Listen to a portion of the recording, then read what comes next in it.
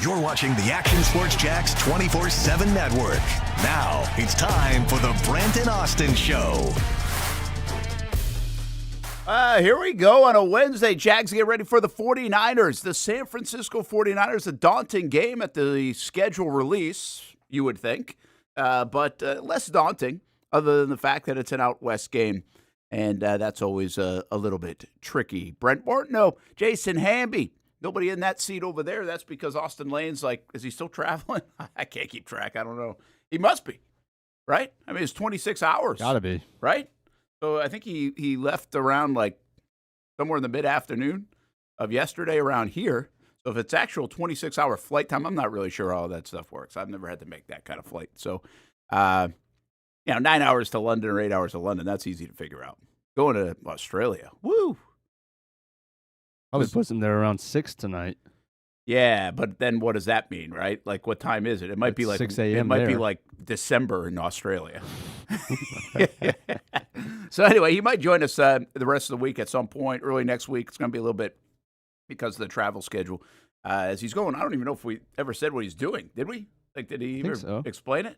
Maybe not. Yeah, I don't know, but he's cornering a teammate basically there in Australia. So he's not fighting; he's actually cornering somebody. So that's why he's on his way there. So we got you and me, Hamby. Casey will be along a little bit later on. We'll find out what kind of mood he's in, and we'll have some fun here on the show. Jags, it'll be interesting to see in a little bit Dyami Brown. What will they say about him? Mm-hmm. It's really funny to me the whole stuff, the whole thing on not the Dyami Brown thing, but the Liam Cohen. He's just so all we talk about is how good he is. Man, are they quiet about the injuries? Like I got a feeling today's like injury report will come out later today. He did that on Friday, because he talked before practice, and it was like injury report will come out later today. All right. Very, very coy. I've never fully understood that part of it if you're going to see it on Wednesday afternoon. Like, do you really think it's an advantage over the Niners to not say if practice or not practice or whatever else? I got a good feeling the Niners probably know what's going on with Dyami Brown this week before the injury report even comes. Like, there's so much intel in the NFL that I bet that doesn't really hamper their plans, if you will. Receiver position continues to be a topic, of course. And one thing got brought up, I think Ty was telling me about it. I forget who he mentioned, actually. What team was he talking about? He was talking about somebody who's like really young on offense. I can't remember what team he was talking about. And I was like, well, the Jags are pretty young on offense, too. Mm-hmm. Team was he talking about? Oh, he's talking about the Giants. Okay. Because of the whole Jaxson Dart situation. Right. Yeah, so like Neighbors and Scadaboo and, even Tracy. Yeah, like up and down. I think it's all 22, 23, 24 years old. But I was kind of thinking, and I haven't really done it yet, but I was like, the Jags are pretty young, too. I mean, you got Brian Thomas Jr., who isn't even 23 yet. You got Travis Hunter, who's 22. You got Brenton Strange, who's 24. Trevor Lawrence is 25. Now you got two running backs that are young. Etienne's a little bit on the, I mean, not old, but he's probably like 26 by now. And your offensive line is usually older anyway, and I think even the Giants probably have an older offensive line by age. But Anton Harrison's only like 23 years old on their offensive line. So youth to me is in the NFL. The Jags are kind of young with experience in many spots. Like Brenton Strange now played a lot of football. Anton Harrison's played a lot of football. Trevor Lawrence played a lot of football. But these other guys, as you're trying to catch up, and could that be part of the problem? Brian Thomas Jr. in year 2, learning a new offense for the 3rd straight year, right?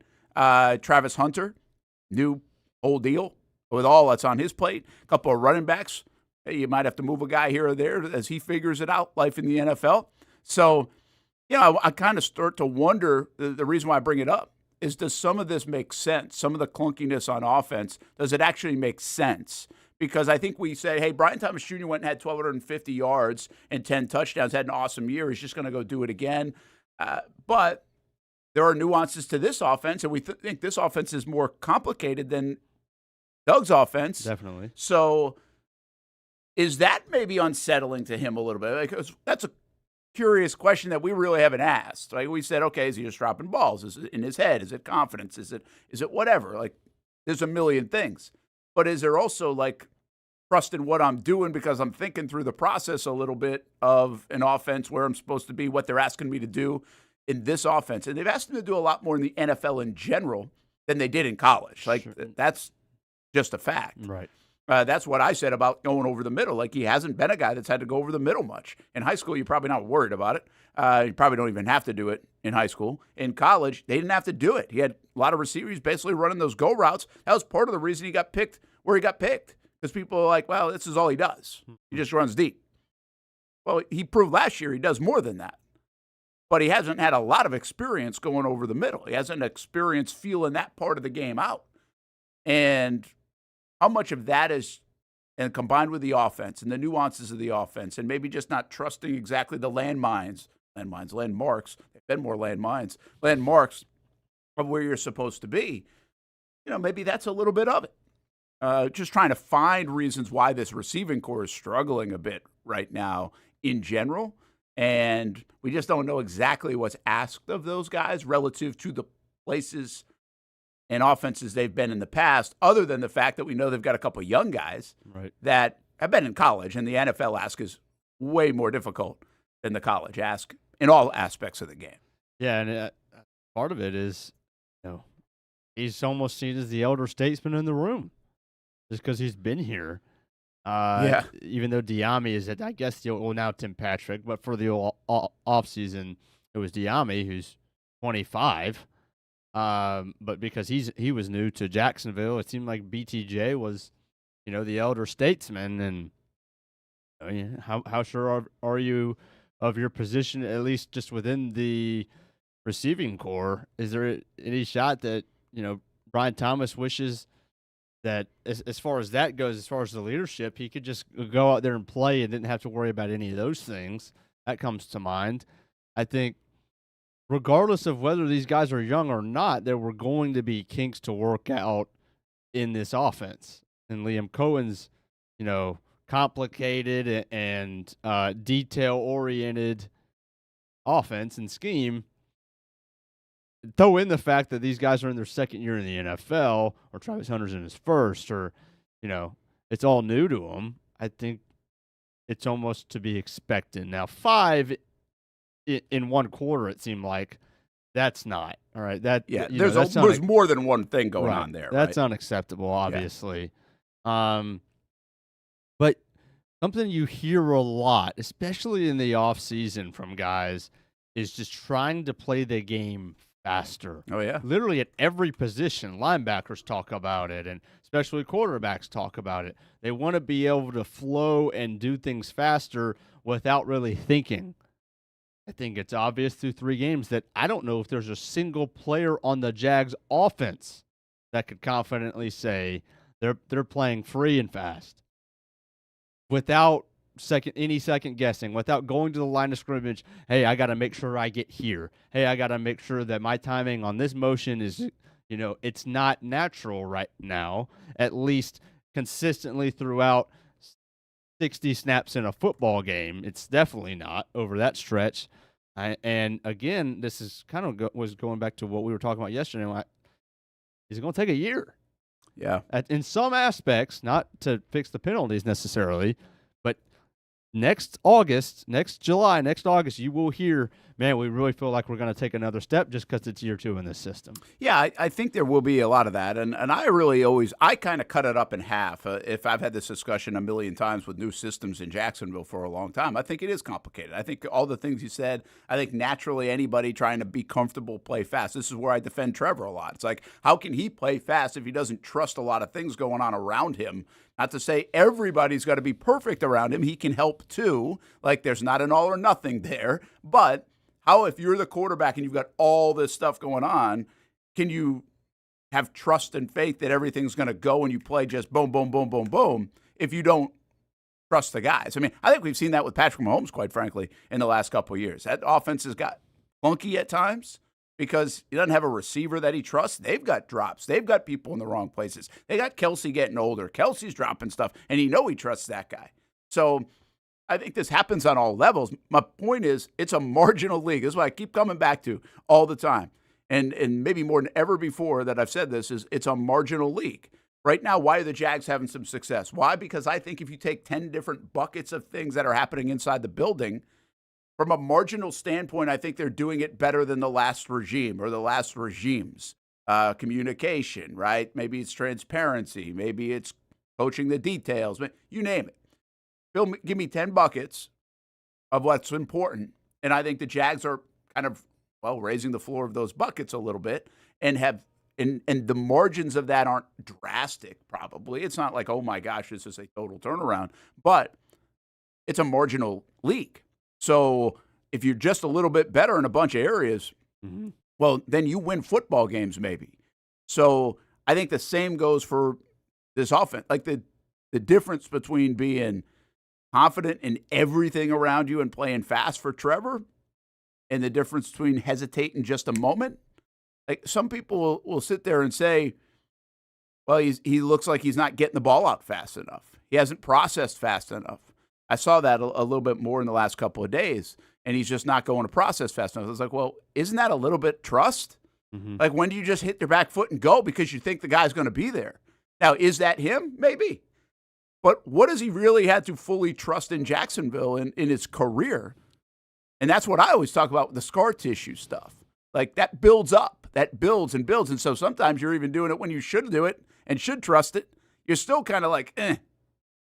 So there's just this, it's so marginal, so nuanced, so all those things that we don't want that answer because, like, it's not immediate. Could be a little, it's just not black and white, you know? It's just not easy to do it. And so the receivers, I think, are the same type of thing. I think right now you've got a player in Travis Hunter who is kind of questioning where he's supposed to go. Is he playing as fast? And I think because he questions where he's supposed to be, and there have been a few examples of it, now you wonder if the quarterback fully trusts he's going to be where he's going to be. Right. In a split-second league, man. Like, those things matter. That matters. So, getting back to what I was saying, I break it down into the half of seasons. Jazz probably going to go through some more of these struggles in the first 8 games. We kind of said that it's a little risky because they got a tough schedule. Can they still find ways to win football games like they did Sunday while they figure this stuff out? But by the second half of the season, can you see a big improvement with the consistencies and the trust factor? You know, it's one thing to go to the Bahamas in Episcopal and throw the ball against air. Like, it's not like they didn't work on that. 1,000-yard seasons incoming for both of them just because they're throwing in the Bahamas. Yeah, listen, those are things that are important. That's things you got to do. Those are the off-season topics that we have that we can make hey, wow, look what's going on about. But that's normal stuff. But that also doesn't fully prep you for what you're going to see each and every week that's different against really good teams and coaches and players. So I just think, to me, I'm not waiting until next year, I guess, Hamby. I'm waiting until really the second half of the season. Yeah, Liam Cohen said it the other day.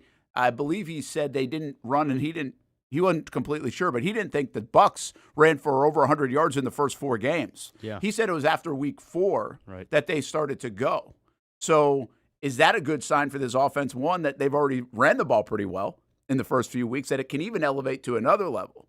But is that another reason why maybe they'll get their passing game going too at some point, after the first month, 5 weeks of the season? And I just think there's some logic involved in all that, right? I think that makes sense to me, why it wouldn't work right away. I think it's complicated. I do. I think it can be overcomplicated at times, but I do think it's not easy to get 11 guys on the same page. It's just going to get better. So Connor says, unfortunately, it just looks like players splitting time at both positions. Yeah, I don't know how do we know what that looks like? I would say, what the hell does that look like? With all due respect, like, I don't know.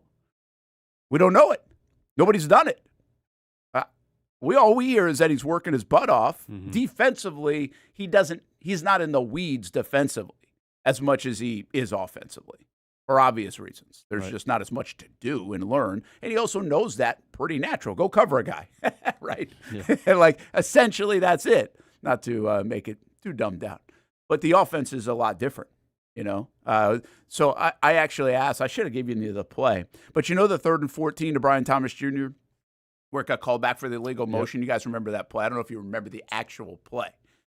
So Ty must have been watching back the game. Hello, you guys watch back the game? Let's go. Let's give me the reasons. They had a lot of coaches around Jacksonville, and I got one in my house. But it was a good question because he said it to me, and I'm like, yeah, I have no idea why that was an illegal motion. You're talking about whether Quinn Allen wasn't set when he stepped up from side saddle to right behind the right guard? Yeah. They said it because he wasn't set for a full second before Diami got going. Is that what they said in the broadcast? Well, that's what they said, but that's the rule. If before another guy goes, you got to be set for, especially if you're stepping towards the line of scrimmage. And now a lot of people will still say, well, man, that was like 0.8 seconds. I know. That's a little tic-tac. They've seen that happen in other games, and it wasn't called. Yeah. I mean, unless I get out my stopwatch, I don't know. I know, but that's why they called it. I think by the rule of it, and that's right. So I didn't know if that had been out there or not, but I just was double-checking because I actually had somebody say, well, it could have been one of two things because Diami, this is what people are thinking is Diami starts turning up field maybe a shade early. And that's the one they might be clamping down on just as much as, hey, make sure that back or whoever moves is set for a count. Basically, it's a 1 count. Right. That has to be, boom, before that receiver goes in motion, the way you just described it. And what was it, 0.7, 0.6? I would suggest that it certainly wasn't 1 Mississippi. Right. So I think, by rule, probably. But it also feels ticky-tack. Right. Wow, we're, really dialed in on that. Yeah. But I don't know the nuance of that from a defensive standpoint. Does that put the defense at a disadvantage? The way, because it was a 0.7 instead of a 1? Right. To identify, I just don't know that. To me, it doesn't seem it. It seems kind of ridiculous. The illegal motions that we have in our minds are more 2 guys kind of moving at the same time. Right. Right. And that's why you don't, but they're definitely clamping down on this 1 count thing. Yeah. And guys moving upfield.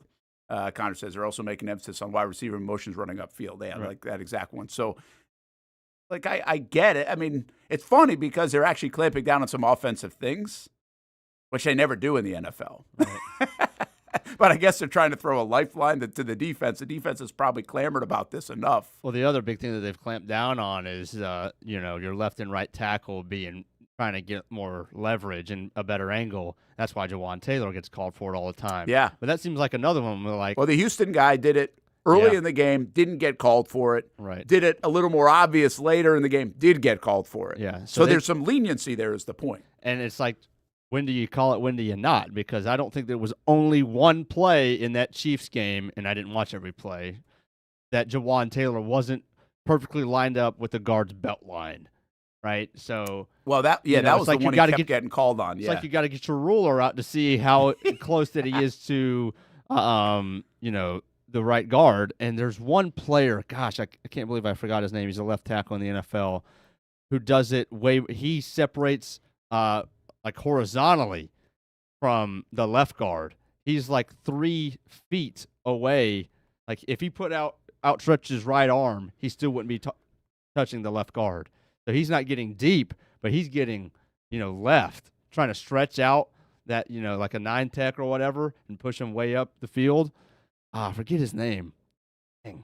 But I don't know. They're trying to crack down on those things too. Well, the problem when you try to crack down on those things, those are judgment calls, real-time calls for the officials that just add to their plate, in my opinion, of inconsistencies, right? Because you're not going to call that. You're going to count 1 Mississippi different. Then I'm going to count 1 Mississippi. So I think that's going to vary and change. And to me, now, again, they're taking advantage of it. And if it's obvious to me, you got to call it. I think if it's not obvious, then you let it go. Right. To me, it's a thing that it's got to be pretty obvious. And again, I think by rule, if you go back and watch that 3rd and 14 play, they're probably right. They're probably right. But to your point, it might have been 0.8. When do you? Boom! It was stopped. A lot going on. So I I'm not telling you that the Jags don't deserve the penalties. They obviously have to fix it and coach it the right way to where you just got to get it. And I think a lot of this has to do with get out of the huddle, get the play call in. I think that's the one we saw against Cincinnati. I thought they were long to get out of the huddle. I just think that it took too long to get to the line of scrimmage. Right.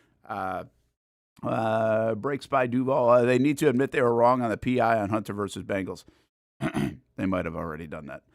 But I don't think they're publicly going to do it. But they might have already told a couple people that, got that one wrong. So, again, these are judgment calls, and some of them are big at the time. Even that one was big at the time. I thought that 3rd and 14 was a huge play. The Jags got out of it. So where's the break? Now, I will say this. Talking about breaks. You can say you don't get a break in those situations, and that's true. You're going to get some. You're not going to get them all. But I was thinking last night, I was watching, I think, the Sounds of the Game the Jaguars do, and I was thinking specifically about the Tyson Campbell play that he pokes the ball out. And a lot of people think the Jags lose the game if that thing's completed. I'm not sure if they lose yet. You can still hold them to a field goal, and you never know what happens down the stretch. I mean, but the way that game was going, I get why people say it. Right. There's still time on the clock. That wasn't automatically run the clock down. There were like 4 minutes to go in the game. But to me, that is a play where the Jags, over time, why do they only have 8 turnovers last year? And, well, part of it's because they don't get, like, the lucky break. They don't get the ball bouncing to them. They don't get the one that, oh, my gosh, it's right in your hands. Catch the football, right? Well, right now, through 3 games, they're getting that. Right. Yeah, that's the difference. They are getting, first of all, they've had, I would say, on like 6 of the turnovers, hella plays, right? Those things have been really good. Yeah, those weren't just fall in your lap. No, now Eric Murray had one fall in his lap and he didn't drop it. Right. But Jordan Lewis's catches have been really nice catches. Dewey's catch, right? Even Devin Lloyd's. And then this one where they make a nice play, that ball could have bounced 15 different ways. Mm-hmm. And there's a lot going on in that space right there. This is not like wide open space. There are 2-3 Texans in the area. There are 2 Jags. It bounces right to Devin Lloyd, and a big guy like Devin Lloyd doesn't always catch that ball. Mm. That ball pops out. So it's interesting. Like, we only see it when it doesn't go their way. Like, oh, what if Devin Lloyd had got that? And then he bounced off like 4 different Texans. Yeah, he really did. So put him in a fullback. But anyway, my point on that is, like, that's just sports, right? That's the game sometimes. And the Jags, it feels like many times they don't get that break for whatever reason. So far this year, I feel like because they have 9 turnovers, they're getting a few breaks. Yeah, last year that ball goes out of bounds. I'll even give you the last one. You know, Josh gets a great play, gets a hand on the ball to Stroud. Now, that could do a million different things. That could only go 12 yards in the air. Instead, it goes like 18 yards in the air, whatever it is. He actually got his paw on it. Like, you could whiff on that even though you're oh so close. Mm-hmm. My point is right now, enjoy it. Because, like, those little things that the Jags couldn't do really the last 18 months, going all the way back to 23, the second half of that year and all of last year, they're doing some of those. And you create those. But I feel like they were close to creating some of those things over the last couple of years. It just didn't manifest into actual turnovers as well. So I just acknowledge, hey, it's cool that they're getting a break here too. Now, you would say, well, Bert, they didn't get a break on that PI call. You're right, they didn't. They could be 3-0 if they get a break on the PI call. So they're not getting every break. Mm-hmm. I didn't think they got a break on that 3rd and 14 to the point. But they're getting some. Yeah. It feels like at times the Jags get none. Yeah. And they're getting some. It's probably going to happen in the next, maybe once in the next 6 weeks where the offense has a chance to go kill the game. They don't. And then it's up to the defense. And if they surrender any kind of points, let's just, almost be ready of, hey, they can't do it every time. The ball's not going to fall to them every time. Yeah. Because, anytime you win a game like they just did against Houston, next time that it's up to them with 2 minutes left and the Jags defense is on the field, the expectation is almost going to be forced turnover. Yeah. And if that doesn't happen, look, the onus is still on the offense. If you have a chance to go kill the game and you don't waste enough time and you go 3 and out, or you don't convert on third down and you give the ball right back, not necessarily on the defense just because they didn't force a turnover. If you play the odds, they're not going to force a turnover more often than not. I feel like, sometimes we get spoiled, right? And we force 9 turnovers in 3 games. We start to expect that starts to become the expectation. Look, I mean, if they have 9 turnovers in the first 9 games, that'd still be way better than last year. It would be. So if they can't go the next 6 without getting one, that's though. what I'm saying. You know what I'm saying? Yeah. I think your point's a good one. We made this point a little bit yesterday. Part of the game plan, right? The key to beating the 49ers can't be 3 turnovers. Like I do this every week with Jaguars.com, and I put they call it the expert analysis. Far from that, but we just kind of say, hey, what do the Jags need to do to win? What will the 49ers do to win? Who's going to win? It's basically those 3 questions. And I try to get specific with, hey, so I think they got to run for 120 yards, or they got to win the turnover margin by 2, or something like that. Well, this week that won't be it for me, because here's the deal: they're not getting 3 turnovers in this football game. One, there's an added emphasis from San Francisco. Somebody clip it. There's an added emphasis from San Francisco to take care of the ball, especially with some of their injuries. And they just got 3 turnovers in 3 football games for the first time in 31 years. You want them to do it for a 4th game in a row?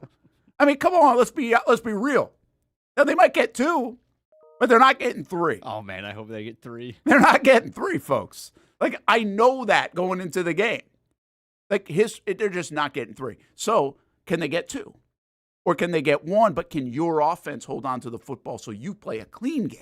Like, really, that's the point of this week, is like, can the offense play a clean game? Can you stop the drops? Can you stop the penalties? Can you not turn the football over and make the one real boneheaded play that Trevor made on Sunday? So I think that's where this game comes to me about going back to the offense, because, the bottom line is, Hamby, defense came up with a lot of turnovers against Cincinnati, but they also gave up 31 points. Right. And they also gave up a 93-yard drive at the end of the game to Jake Browning.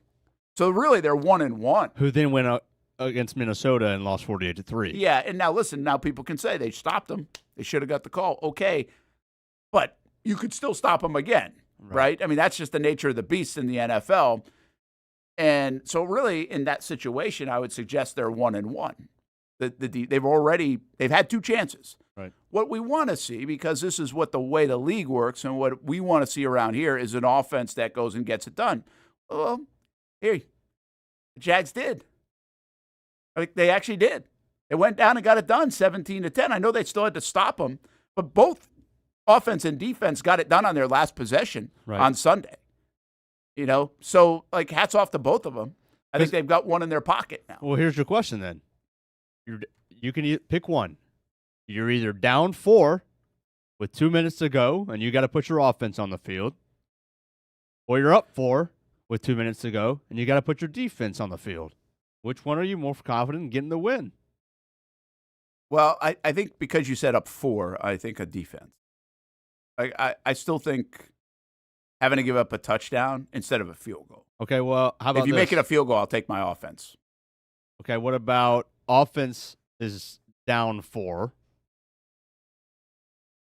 Got to score a touchdown. Defense up 3 or 2. Yeah. Got to hold them to nothing without a field goal. That's a good one. That's a tough one. Basically, I just think it's really hard to hold. I really think it's hard to hold anybody from a field goal, like late in the game. Yeah. I mean, you need 30 yards. Right. Like, that's a lot to ask especially a defense. With 4 downs. So, yeah, and you get the extra down, and you're getting the down. I would suggest offense. I don't know if I feel super confident, especially if the game looks like the way it did. But against the Bengals, I would have felt confident. Yeah. So against Carolina, I think I would have felt confident, even though their offense wasn't like really humming. They kicked more field goals, right? They had 4 field goals in that game. So let me really dumb it down. For this football game, I think I'd probably, especially against like McCaffrey and coming, I think I'd take the offense. Okay. Well, take out, I know everything in football is situational, so it's like, what's the point? But just for the sake of the argument, take out the opponent, take out the situation. Game's on the line. Who do you want out there, the Jags defense or the Jags offense? I think right now I want the Jags defense. Okay, I agree. Yeah, there's too much that I don't trust in the offense. But what I will say to really punch this point home is at some juncture here, the Jags aren't going to be good enough if we can't answer that question with offense.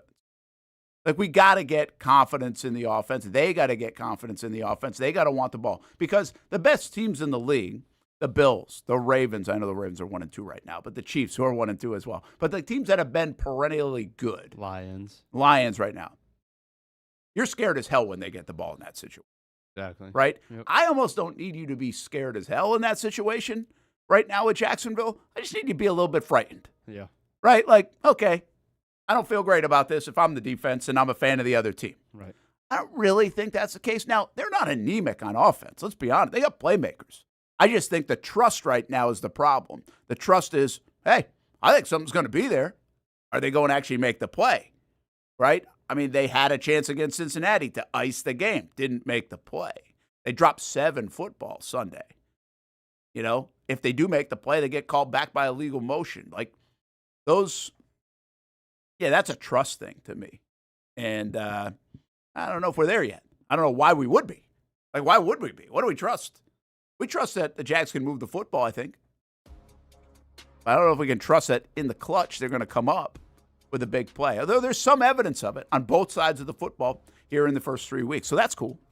I just think we need a little more consistency to really earn that trust. And by the way, there's a really good chance your situation presents itself Sunday. Mm-hmm. That's the way the league works. Comes down to the last 5 minutes. And guess what? 2 out of the first 3 games, that's the way it's been. The Carolina game is an anomaly. Might be the only one of the season that works that way. Could be. On the winning side. You know, maybe you get blasted somewhere along the way, too, because that happens on occasion. All right, break time. Brent and Austen show. Jason Hamby in, as he is. Oh, how about the big leaguers from Jacksonville, including Hunter Barco's debut? Talk a little bit about that baseball. What a week. What a week in sports. We mentioned it, but we really didn't even talk about it yesterday. A little more on the 49ers. What will Liam Cohen say today? Jaxson Dart season in New York. What about Russell Wilson? How do you feel about his career? I think he's a strange one. Well, yeah, he throws for 450 yards and gets benched 7 days later. Yeah, but I don't think people talk about his career. He feels like a 42-year-old quarterback at the end of it, and he's not. Lagway in a boot, and we got a little game to play in the noon hour, too. Thanks for hanging with us here on a Wednesday. If you don't see a pit, it ain't legit. When you hear that, you think Bono's Pit Barbecue, a staple in Northeast Florida now for 75 years. A place that feels like home with friendly service, a meeting place for friends, family, or business occasions. On the menu, the corn nuggets are a favorite in our house, but there's something for everyone. Sandwiches, platters, salads, sides, desserts, and family feasts. You see Bono's all over the place in Northeast Florida. You know, there are almost 20 locations in the Jacksonville area now, so stop on by, sit down, and dine in with Bono's. You can also take it to go. There are drive-thrus in many of the locations, and they have delivery options too. Just download the Bono's app to make things easy. I signed up for the loyalty program, and you can too, to get special offers. If Jacksonville is home, few things feel more Jacksonville than Bono's Pit Barbecue. Celebrate 75 years and many more to come. Bono's Pit Barbecue. If you don't see a pit, it ain't legit. People helping people. It's at the core of what Alive Credit Union is all about, and it's been that way for over 70 years. From the start in 1954 to today, the mission remains to inspire financial wellness and give you a financially fit lifestyle. Alive Credit Union and its employees are committed to not only serving their valued members, but also our community here in Northeast Florida. I had a chance to see that commitment firsthand as Alive partnered with our Action Sports Jacks 24/7 team to bring you Armada men's and women's soccer broadcasts. Inside the 18, it is a shot, and it's a goal! Chloe Chivers! And that connection to the community continues with Alive Credit Union's support of the Police Athletic League of Jacksonville. Alive Credit Union's commitment to our community also involves serving the financial needs of all first responders through the recent merger partnership with City and Police Federal Credit Union. Join the community and become a member of Alive Credit Union today. Find out the many ways you can be inspired in financial wellness at alivecu.coop.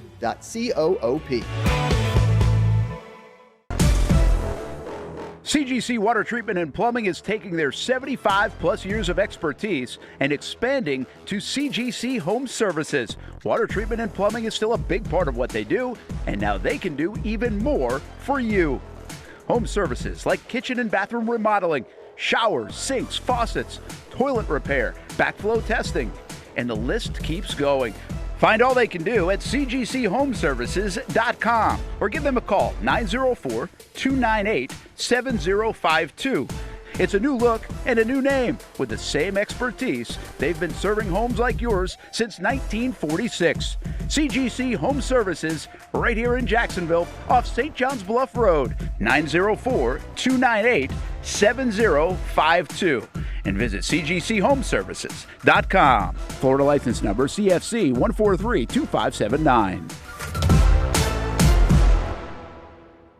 For the game day hustle and every day in between. Juggling my show, Jag Social, to going under the Friday night lights and a social life, it's a daily tournament. But this ride, MVP status. The all-new 2024 Lincoln Nautilus isn't just my car, it's my personal locker room, office on the go, and VIP lounge on wheels. Let's talk tech.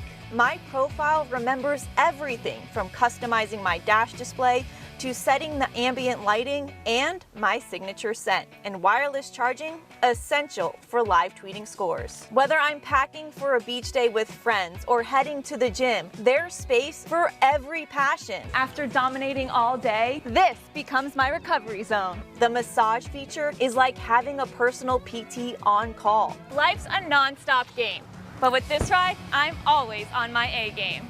The 2024 Lincoln Nautilus. Drive your passion.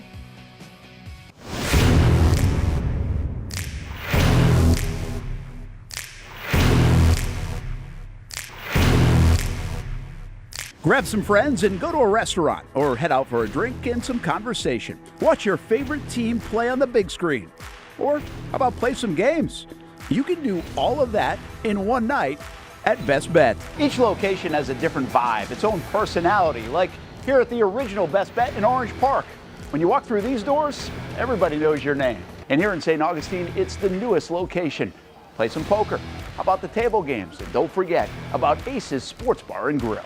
And then there's the Jacksonville location, right here on Monument Road. It's the biggest poker room in the state of Florida. Maybe you'll find yourself a seat right here at the final table. Best Bet, where you can have the best of times. And that makes you always go home a winner. Try any of the 3 locations, and you can always visit bestbetjax.com. Welcome back to the Brent and Austen Show, streaming on the Action Sports Jax 24/7 network. Tap the hat, tap the helmet, tap the mask. The ABS system is coming to Major League Baseball. The MLB announcing that they will, in fact, install the ABS process in 2026. Winner, players, winner, fans, big loser, John Boy Media. I mean, how are we going to make all these videos of ejections? Because where are the ejections coming from? It might come from a Ryan McMahon dropped ball that really wasn't. Was it a transfer? Was it not? But what you're not going to see is your manager throwing his hat over a missed call. Too much more loser in that regard, me. Because I love John Boy videos. Yeah, I don't. Did you like this? Does everybody like this? Yeah, I mean, it's good for the game. Bad for the ejections, which I love, but it's good for the game. I have long said that if they go to robo-umps, I won't watch baseball. Now, this is a variation of it, so I don't have to get out just yet to not be a hypocrite.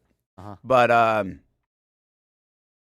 yeah, I think the two of them, the challenges, like that stuff, I think is cool. Like, that's fine. The egregious, whatever. I was watching, what game was I watching? I was watching the Reds game. Oh, the ump was terrible in the Reds game. Like, he was, for both teams, like, it was just almost like laughable for a big game, too. And so, I mean, I get it. I do get it. My concern is, I like those interactions, first of all. I like figuring out if the zone is tight or not. Like, that's the way you grow up playing the game. I think there's an element of that I like. I don't love all the replay, but I'm getting used to it, if I'm being completely honest, that it's not driving me away from the game the way I thought it would 3-4 years ago when I talked about it. But I do think, like... Oh, Ramon was behind the dish last night for that game. Oh, yeah. I don't even know who he is. But I think... I just, in my mind, the reason why I say it would drive me away from the game is because if it looks like a video game, I don't want to see it. I'll just go play. And I think we're getting closer and closer to Major League Baseball and baseball in general looking like a video game. If every pitch is going to be computerized. How bad was he? I mean, you can see some of the missed calls are pretty terrible. Okay. But overall, he wasn't that bad. Yeah, interesting. 93%. I mean, yeah, but that's the big misses were like, whoa. Yeah. You know? And the boxes changed the way we view it, right? And changed the way we criticize umps and everything else. And again, it is what it is. I'm not trying to win a fight here or a battle. I'm just saying my view on it was I don't want a game that looks like a video game. I don't want to watch a video game for 2-3 hours. Yeah, I think you're safe here. You think I'm all right? Yeah. It's not going to look like a video game? I don't think so. If I want to see a video game, I'll play a video game. I understand. You know? Yeah. I think that's so what we're getting. Now, right now, I think we're good. But the question is, do we get to 200 pitches in a game, 300 pitches in a game, all being off the ABS system? Right. That, I don't know how I'm going to feel about that. Yeah. But maybe I'll be so used to it by then. Like, I already feel better about it than I did 5 years ago when this topic was brought up. And I was very adamant about, like, no way. Yeah. Don't do it. I'm definitely get off my lawn guy when it comes to baseball in the early parts of these changes. Baseball's so traditional. I'm definitely traditional when it comes to baseball. I think too much replay is in the game at times. I think the frame by frame of if a guy like was just on second base, like, don't love it. Yeah, honestly, too. don't love it. I like think that replay's there for egregious stuff, and it does happen quick enough. I'm getting used to it. I'm not complaining every time they show it. I'm just like, do we really need the frame by frame by frame? Like, if it's that close, how about it was close enough to be out or safe? Like, that's okay by me.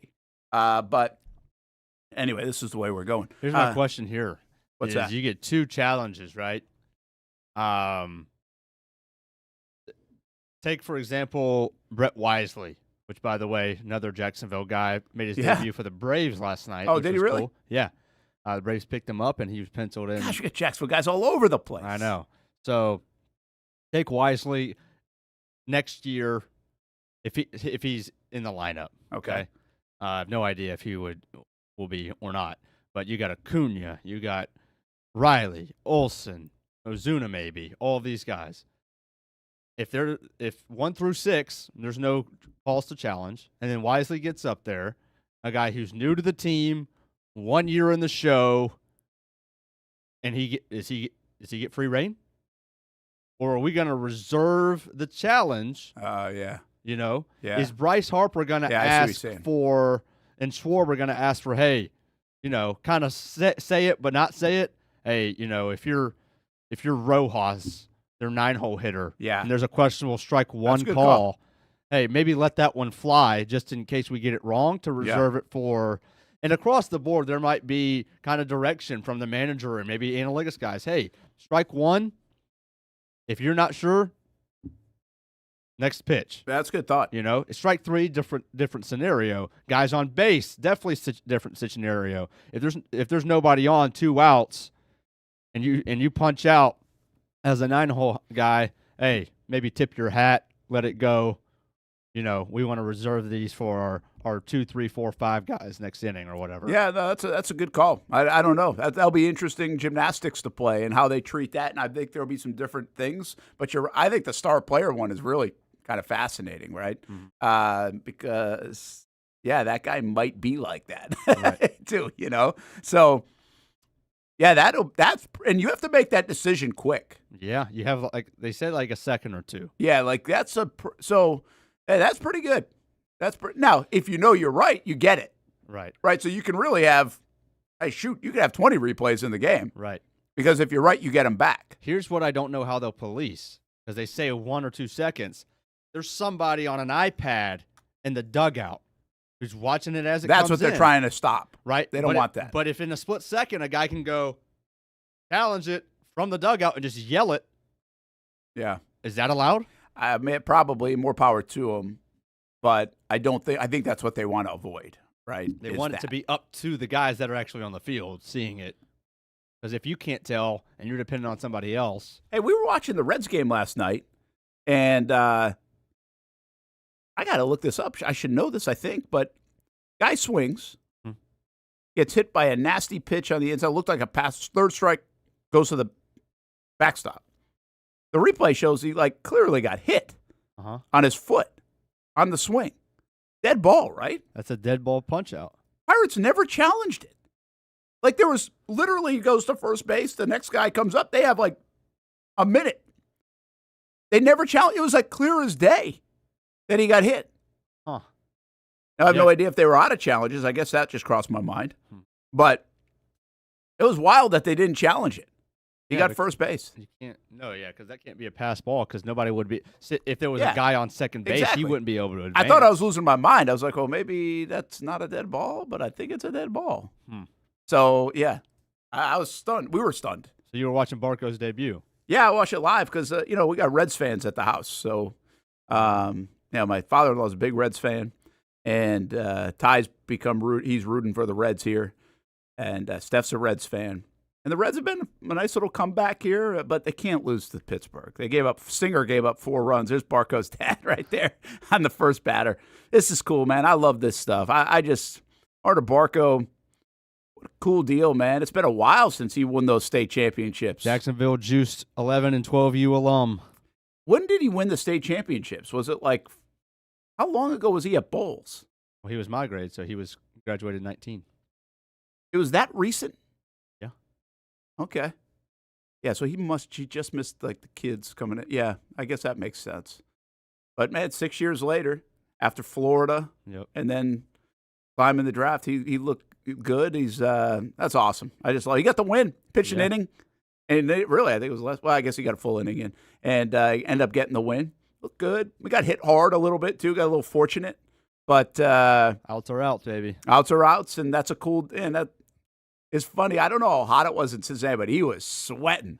He was sweating. And, I don't know if some of that was nerves. He looked pretty calm. Yeah. But some of it was nerves, and then obviously you saw the family there and everybody else. His younger brother, I think, just committed to UNF actually. Yeah. And that's. By the way, we broke that story nationally, I guess. Do what? The Barco got promoted story.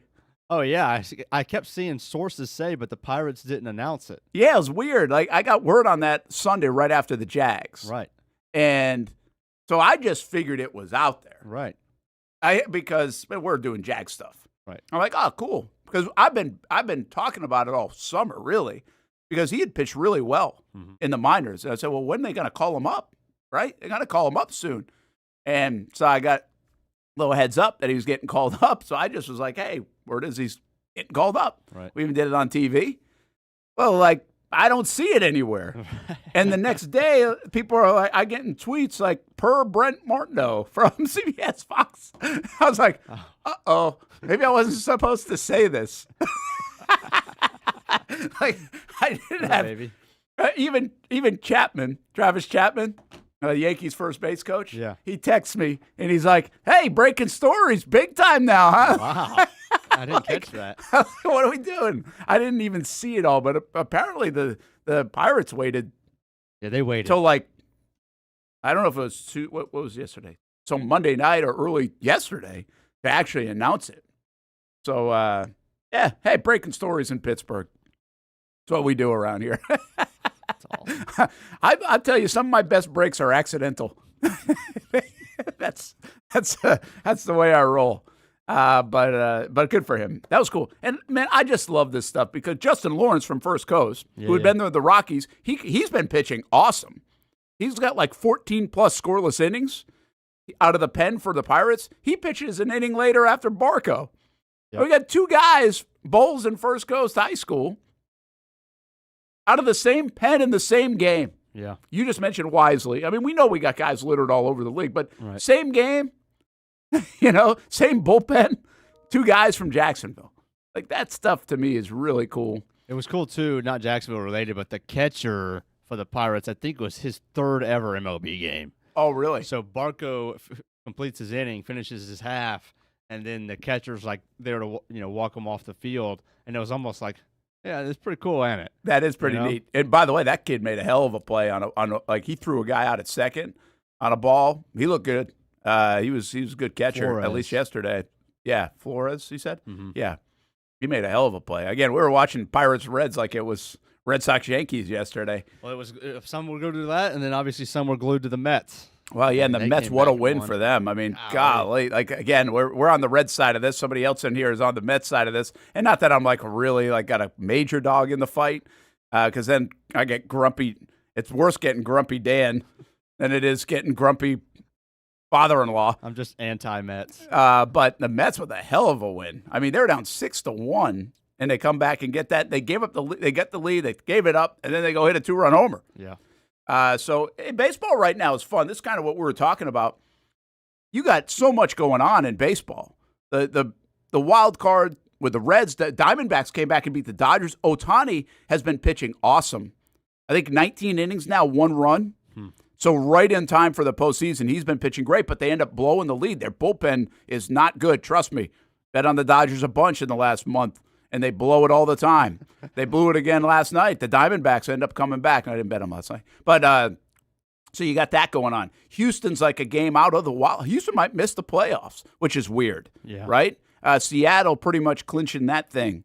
The Yankees are now just 1 game out with Toronto.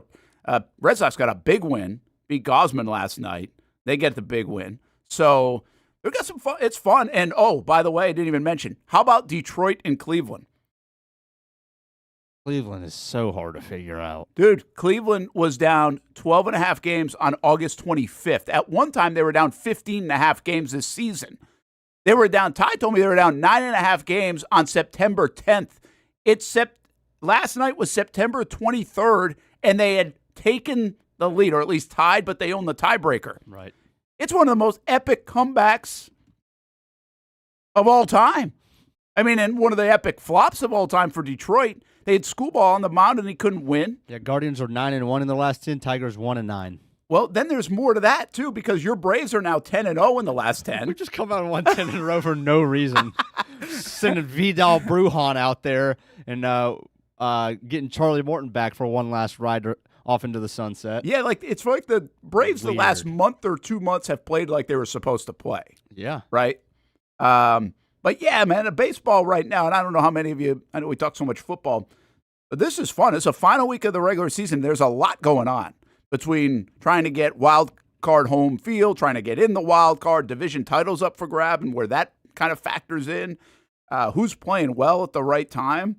I always feel this way because I'm a baseball guy, but I think the playoffs are going to be pretty fun and rather unpredictable. And even the Yankees, like, I still don't believe. Everybody thinks they're the best team in the AL, and I look at the Yankees and I'm like, are they? I guess, because nobody else is really good. Like, that's the problem, right? Nobody else. You take the AL like almost any other year, and the Yankees are like the 5th best team, I feel like. Right. The problem is nobody's really that good. It's a bit of a pillow fight in the AL.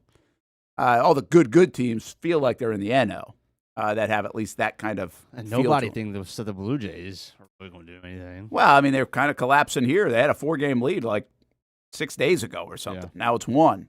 Who knows with Detroit? Looked good. Is Cleveland the best team? I don't know. They don't look it on paper. That's for sure. Houston might be out, which means Seattle won't have a lot of love for, like, to be the favorite. I'm all aboard Seattle.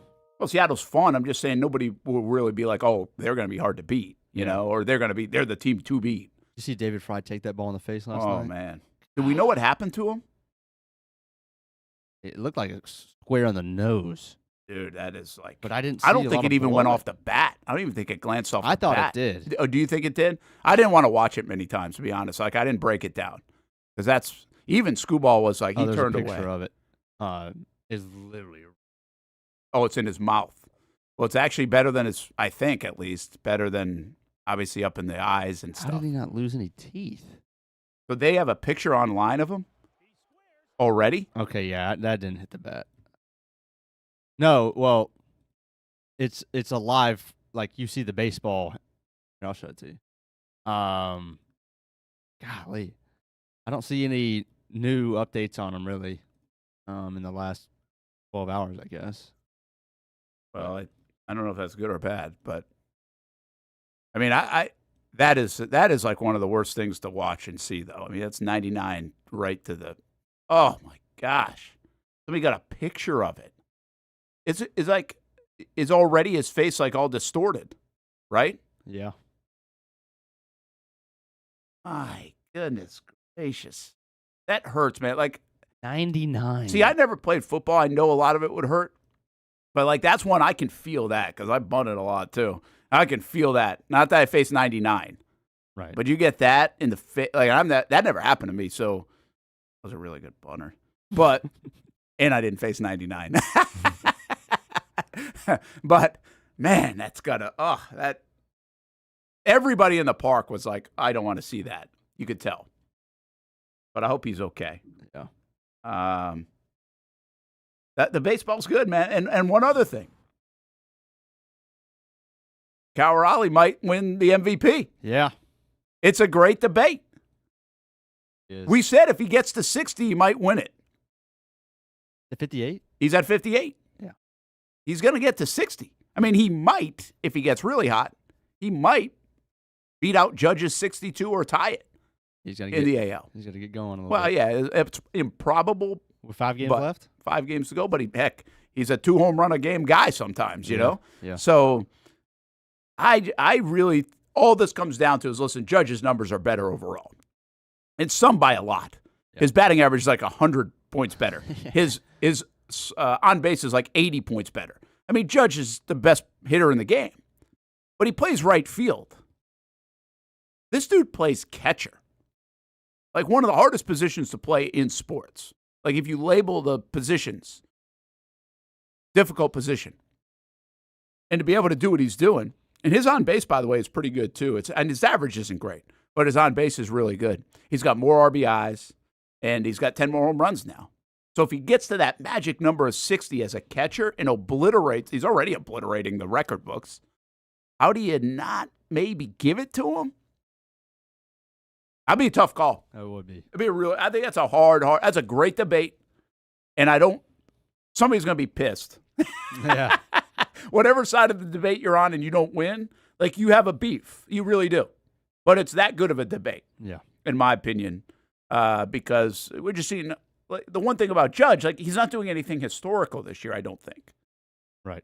When you see history and the guy's got numbers to back it up for a whole season, and you add the position value in, I mean, I can't blame anybody for going with Raleigh if he ends up getting it. And honestly, I don't even really think he has to have 60. I just think that's the thing that will put him over the top. When we did this a couple of weeks ago, it was like plus, I don't know, 600 or something for Raleigh to win. And we even said it. We're like, if he gets to 60 homers, it might flip. Well, guess what? He's at 58, and they're now even money from what I've seen to win the MVP. So that is definitely a factor in everybody's psyche if he gets to the 60 home run mark. Baseball's awesome right now. It's really back fun. In if you hopped out. Like yeah. Like I hopped out for about a month. It's a good time, and we'll have a lot of the playoffs on Fox 30 as well. But it's pretty good. There's some fun stuff happening. The emotions are going to run high if you're a baseball fan over the next week and maybe even a couple of weeks. Let's get back to football. What did Liam Cohen say today about De'Ami Brown? About the injury report out in San Fran? Find out a little bit later. And there's a stat that's pretty amazing for the Jacksonville Jaguars. Like, really amazing. And I want to bring it to attention. I think some of you may know it, but I feel like it's a glossed over stat right now. And I think maybe a sign it shows you where the Jags are heading more than anything else. We'll talk about it when we come back. Don't forget to visit Best Bet Jax. All these football games, baseball games, the Ryder Cup. You can watch them down at Ace's Bar and Grill. Best Bet St. Augustine, their newest location. If you haven't been there, you got to get there. It's a fun place to be. Table games, poker, and obviously big TVs and everything else. And, hey, good food, good drink as well. Then over in Orange Park and Monument Road, the old staple. Just check it out at bestbetjax.com. They've got something different going on each and every day, each and every weekend. Have some fun with Best Bet at bestbetjax.com.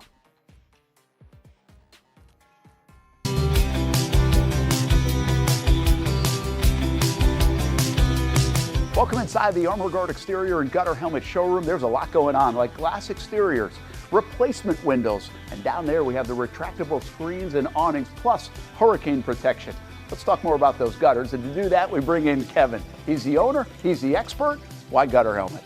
Well, Gutter Helmet is truly the only maintenance-free product. It lets the trash and debris go on the ground, the water wraps around and goes inside. Unlike filters, they sit on top of the gutters, and the trash and debris build up on top of filters, which requires maintenance.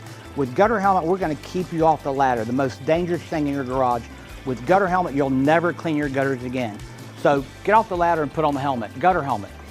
Get a free estimate at gutterhelmetofnorthflorida.com. You can also call 904-762-7779 or visit the showroom on St. John's Bluff Road in Jacksonville.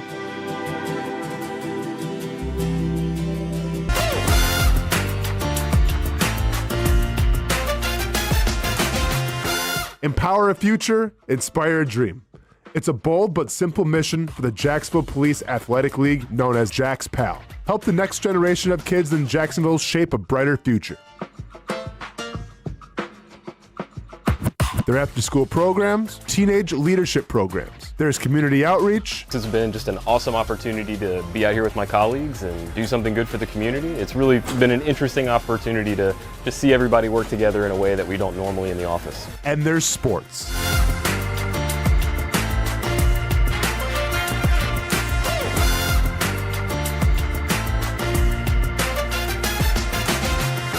There are also ways you can help the next generation with a donation of any kind. Just visit jaxpal.org to get more information. Empower a future, inspire a dream with Jax PAL. It's one of the hot spots in the area. Welcome you to String Sports Brewery out at the beach. Big crowd on hand tonight. The fans are here. And now, the newest hot spot at the beach is open. String Sports Brewery in Jax Beach has opened its doors with rave reviews. We're going to be fans forever.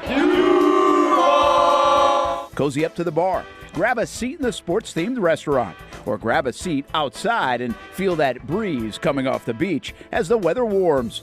Just like the original location in Springfield, try the popular beer menu and come for lunch or dinner too, because the food is fantastic. We got a special guest in the house. He's happy. He's feeling good. He's Trayvon Walker. It's where we hosted Jags Report Live in the football season, and the String Sports Brewery staff can't wait to host you. Hey, welcome back here to String Sports Brewery. And if you haven't checked out the new location in Jax Beach, you got to do it. String Sports Brewery, now with 2 locations in Springfield and now open in Jax Beach on Penman Road. There's a saying in sports, you can't win them all, but you can win a lot with good folks on your team. Like that one painter, First Coast. It's tough to beat the sun in Florida, so your home fades. It's tough to beat that HOA when they come calling. Beat the sun, beat the HOA with that one painter, First Coast. And it's a good time to do it. Less rain to work around, and painting in mild temperatures is perfect. After all, the paint bonds to the surface so much better. Give that one painter First Coast a call at 904-417-3557 or look them up at first-coast.thatonepainter.com. Fast estimate, guidance on color and HOA requirements, and the highest quality job you'll find anywhere. Be a big winner in your neighborhood with that one painter First Coast on your team.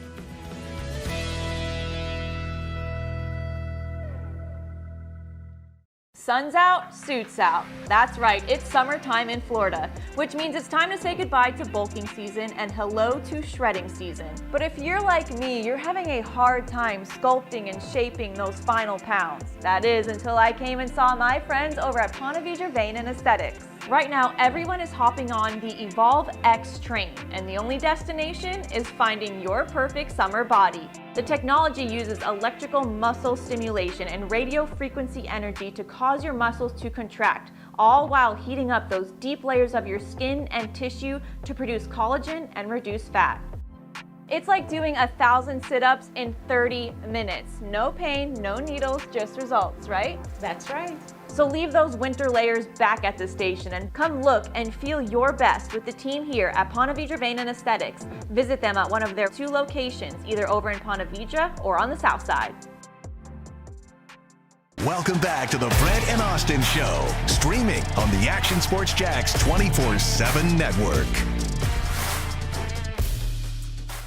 Hey, welcome back here to the Brent and Austen Show, Action Sports Jax 24/7 network. Tell you about Armor Guard Exteriors and Nimick Buick GMC. Let's go fishing. We'll have that tomorrow, 11:30. Speaking of Armor Guard Exteriors, got our helmet at NorthFlorida.com.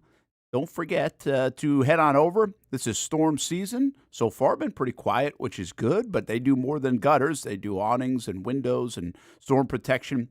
So check them out, and you get 25% off their products if you tell them Action Sports Jax Brent and Austen Show sent you their way. Normally 15% off online, so you can check out what they offer. Got our helmet of NorthFlorida.com, Armor Guard Exterior. And if you've been fishing lately, send them in. We'd love to get some of the pictures tomorrow, about 24 hours from now, when we do Let's Go Fishing with Paul Dozier. He will join us on Thursday like he does all the time. Brent Martineau, Jason Hamby, Jaguars coach Liam Cohen just talked a short time ago, and no real word. I was right. De'Ami Brown and where they are, what they are thinking in that regard. Also said that they are preparing for both quarterbacks on San Francisco side. How coy will they be? It seems like there's momentum for Purdy to play, but we actually thought there might have been some reports and momentum for him to play late last week, too. It was initially a 2 to 5 week window.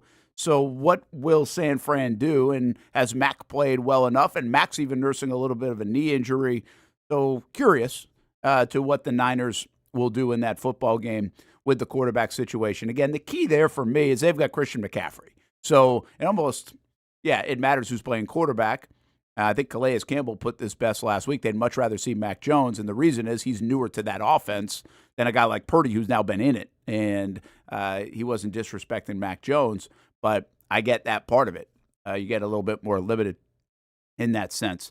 The other thing I thought was interesting coming out of Jags headquarters today with Liam Cohen, he's going to continue to get asked about the drops. I think his answer has actually been more than just, hey, we got to catch the ball, or his we got a confidence the first time thing. was awesome. Yeah, it was really good about crossing the face and all that. Like that part too, but specifically the first initial response. Well, which one were you talking about then? Oh, yeah, that one. That was pretty good. Yeah, it was like, yeah, this shouldn't be happening, right? But that was good.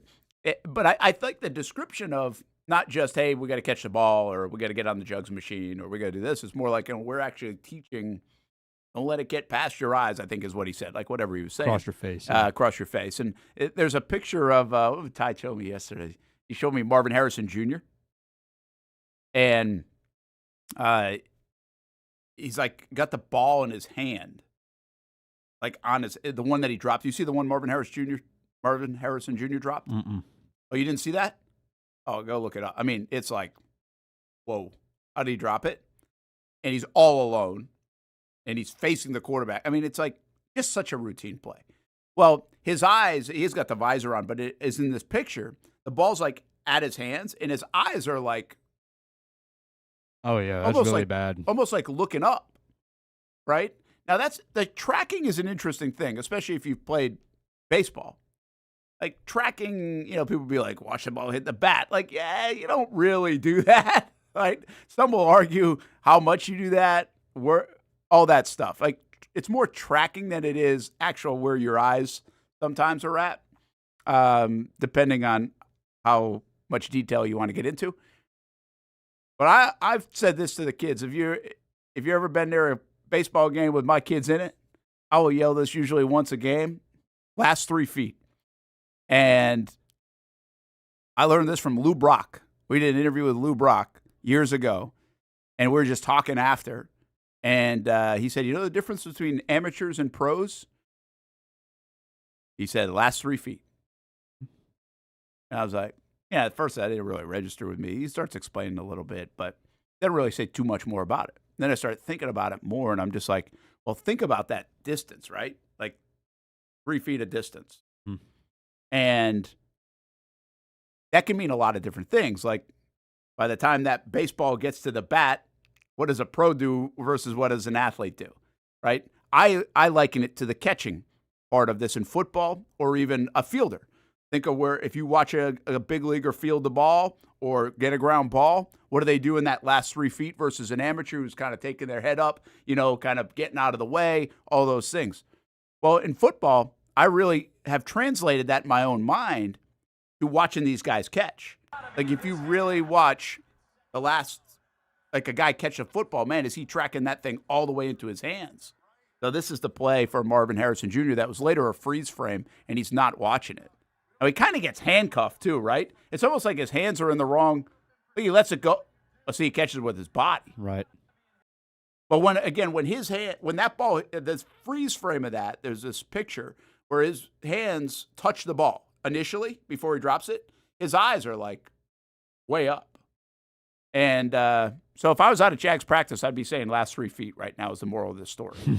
But it's really, if you think about it, it makes a lot of sense. Right. Think about anything in sports in the last 3 feet. And I was like, wow, that was I thought it was some of the best advice I've ever heard. I thought it was really cool from Lou Brock to say that. And I was like, I can see why that is the difference of an amateur athlete and a professional athlete. I got the point he was saying. And it could probably go in a lot of different directions. But just the actual execution in this instance of a catch, you got to track that sucker all the way in. And a lot of people won't. If I threw you a football right now, you'd be like, But an NFL guy, boom. And maybe these guys need to start saying last 3 feet a little bit more. Catch it with your eyes. Yeah, so I do appreciate Cohen talking about, like, there's actual detail to it rather than we just got to catch the ball. Right. And he did talk a little bit more about that today. What else he did mention is Travis Hunter. He said this. I don't think he said this out loud too often. He's learning one receiver position. He called it the F position. And he's learning one cornerback position. And that's what he's doing. He's not going to add more to the plate right now. That's what he's doing. And, I mean, I've been telling you that for over a month. We heard it way back in the production meeting. He's not going to evolve this offense until he gets that part. And then they're not going to just throw more and more on his plate.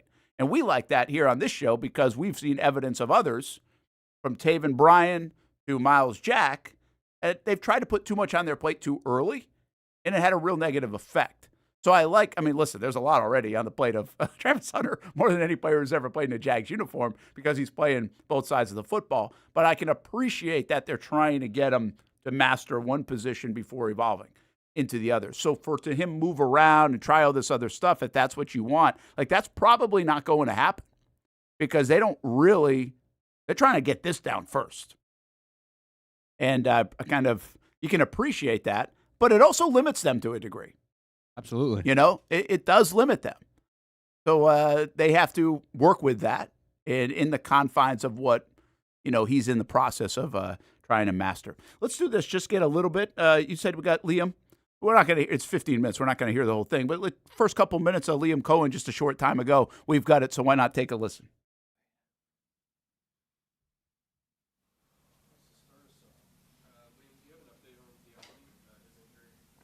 Nothing yet. We'll kind of get that stuff out to in the injury report today. Do you expect it to be a long-term injury? Can't tell you right now. Yeah. Going up against Kyle Shanahan, what's sort of a unique challenge that his club will present? Yeah, very well coached in all three phases. Offensively, very detailed, the wide zone, mix it with some gap and perimeter. And then, just the illusion of the run with the formations and the keepers, the boots and the play pass is all pretty clean. They've done a nice job. I have a ton of respect for Kyle, obviously offensively, but also as a coach and what he's been able to do there in San Fran, playing against those guys for so long, being in LA. So defensively, they fly around. There's a huge clear distinction in terms of the way that they play, very similar to the defense we just played, in the way that they attack, the way that they run to the football, the way that Fred tries to take the ball away, right? And then on special teams, very well coached. Brent Boyer's been an NFL special teams coach for a long time. And you can see the way that they play on teams, very similar to the way that they play on defense. and very similar to the way that they try to run the ball and impose their will physically on offense. So a lot of respect. The athletic ability, obviously, the length, his ability to dissect all the different schemes. He plays with a ton of patience, knowing that he does have the ability to go run, change direction, redirect, dissecting the pass game and making plays in zone coverage. So, yeah, I've competed against Fred for a long time, and, a ton of respect, obviously, for the way that he plays. We've got to make sure we get a hat on him in every possible scenario. Yeah, last year, yeah. I don't think we ran it great in that game. I know we didn't have Mike, CG, J-Mac, or, I think we were really down. So Baker gave us a chance at the end of the game. We went down, had a chance in the red zone to go win the game, ended up settling for a field goal, and then they had a 2-minute drive to go win it. So it's the physicality. It's going to be a very violent game, I can imagine, again. And they don't really panic, right? Like, they've been to Super Bowl, right, over the last few years, been in division championship games, so they do know how to win. Obviously, they're 3-0 with the injuries that they've had, speaks so much to probably the culture, the way that they operate, the way that they practice. So last year was just, we were down a little bit, no excuse, because they've been down guys too and found ways to win games. And, we just didn't end up pulling that one out. I thought we played hard, thought we played tough, played physical. We just didn't make enough plays in the pass game, really to go and stretch them at all, to make them respect us.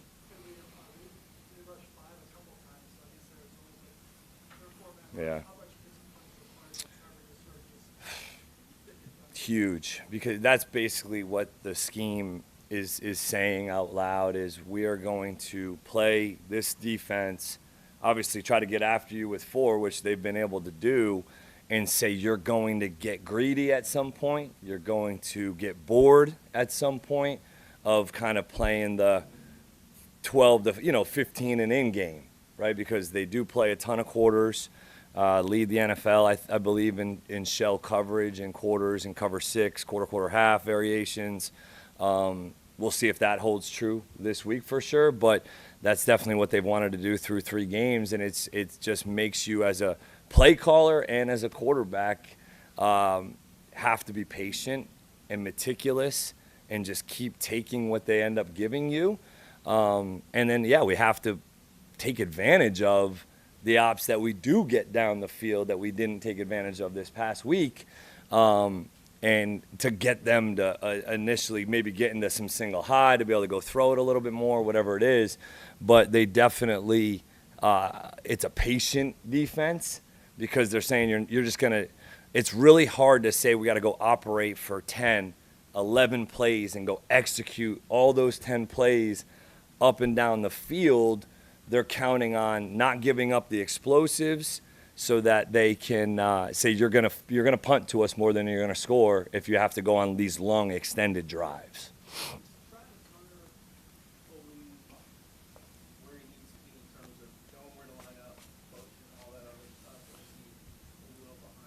I wouldn't say he's behind. I think we can probably do a better job of helping him in some ways. We had a great talk with Trav after this past game, in terms of just, man, like, all right, how can we help you and put you, because he's, guys, right, what is he learning? It's a lot. So we've got to, I think, be a little bit more diligent in terms of putting him in positions to maybe not have to do as many moving parts, so that we can just let him go play. You saw, he catches the out cut the other day and makes multiple people miss, and so that's what we're trying to continue to push, and that's got to be on us as well. He has a hand in it for sure, absolutely, but I do think we can help him more. Yeah, that was a good one right there. We're not going to play the whole thing. You can obviously go find it, and we'll have more tonight and throughout the week with Liam Cohen. But I thought the last 2 things I thought were really interesting to jumpstart that news conference today. And I'm going to get into the get into the defense of San Francisco and why there could be an advantage for the Jacksonville Jaguars here in a moment. But let's stay on Travis Hunter first before we hit this timeout. And I think that's pretty interesting, right? First of all, there are conversations being had almost after every game with players. And I think that is not unique, but I think it's kind of more in my face, so it's more noticeable. Right. Like I just feel after Brian Thomas Jr., right, the last couple of weeks, we know Liam's like, hey, I'm going to talk to him. Or I told you I saw Baselli in Cincinnati, like talk to him right after the game. Like these conversations are being had, feedback from players. He mentioned Jordan Lewis on Sunday after the game was in his office at 7 a.m. on Wednesday talking about things. Mentioned the ETN conversation. Mentioned the ETN conversation. Again, I do not want to dramatize this. You talk to your players, but it does feel like we have more illustrations and evidence of the conversation. And what do we like about this group? We like the communication. So it looks like they do a good job of it. Well, what about the Travis Hunter stuff? Because I'm not trying to create anything here. But Deion says what Deion said this week, like they're not using him. I don't know what day he said that. I don't either. They're not using – like I didn't bring it up yesterday because I wasn't sure if it was from this week or it was like an old thing they were talking about. But I guess it was about the last couple of days. So are they using him enough? Are they using him the right way? Like those are some questions that people are going to ask. We asked it in week 1. He only played, 50 snaps in week 1? Wait a minute. I thought you were going to play him a lot more than that. Well, they did in week 2, Cincinnati. They did in week 3. Jarian Jones has kind of slid out of the picture a little bit for now in favor of Travis Hunter on defense. What are we asking for now from Travis Hunter? We're saying, hey, offense, get him the football. We saw that play the other day. Everybody saw that play the other day. He looks like Allen Iverson with the ball. Give it to him. Get him the football. So how can you do it? I said yesterday, I think on the show, 6-7 yards over the middle. It's too muddy there. You're not going to do too much with that football. You might get 7 or 8 yards. So what? But on the outside, one-on-one, make a guy miss. Now that turns into 21 yards on 1st and 20. Boom, nice play. How can you get him in a slot fade? How can you get him the football on the play that got picked off in week 1 against Carolina and J.C. Horn? Those are the things that I think the Jags have to do a better job of. Now, the question was more pointed at the lining up. Like, what is he getting, right? And that was where this whole conversation comes into play of, hey, we're going to communicate. We can make things easier on you a little bit. It's already a lot on your plate. Yeah, don't get too frustrated by that. And so that was kind of what I was really getting at here. Where's the frustration level of Travis Hunter right now after 3 games in the NFL? He looked a little frustrated with himself for not getting the play right, where they had to burn a timeout, I think it was, on one occasion. He doesn't look to me frustrated that he's not getting the football enough. Like, he does not look that way. But is he? And Austen mentioned that on Monday, that since he was right behind the sideline, there was at least one time where it looked like he was talking to Liam Cohen about going back onto the field. Liam said no. Travis Hunter did one of those. Yeah. Like he was a little frustrated with that. Not to make it more than it is, but I agree. It doesn't look like he's frustrated with himself over not getting the football. I think there might be some that he wants to play a little bit more, because I think for him, maybe the emphasis there is not on just the number of snaps. He wants to be out there. I think he knows that he wants to get it right. And in order to get it right, he needs more reps, and he needs more in-game reps. And I think the faster he gets those, the faster he figures it out, faster he feels more comfortable, which then leads to him playing at the level he thinks he can play at and then getting the ball more. Yeah, I think that you just hit a bunch of things, right? I mean, he could be frustrated for his own play because he's not where he wants to be and lining up and everything else and the full mastery of the offense. He could be frustrated that he's not playing more because this dude loves to play football. Right. So he wants to be on the field all the time. Like that example that Austen said on Monday, when you visualize that, well, we saw that in the preseason too. Right. So that's just, hey, I want to get out there and play, man. Don't hold me back. And that's cool. Like, I think every coach would love that. Like, that's fine. You just have to know how to monitor that.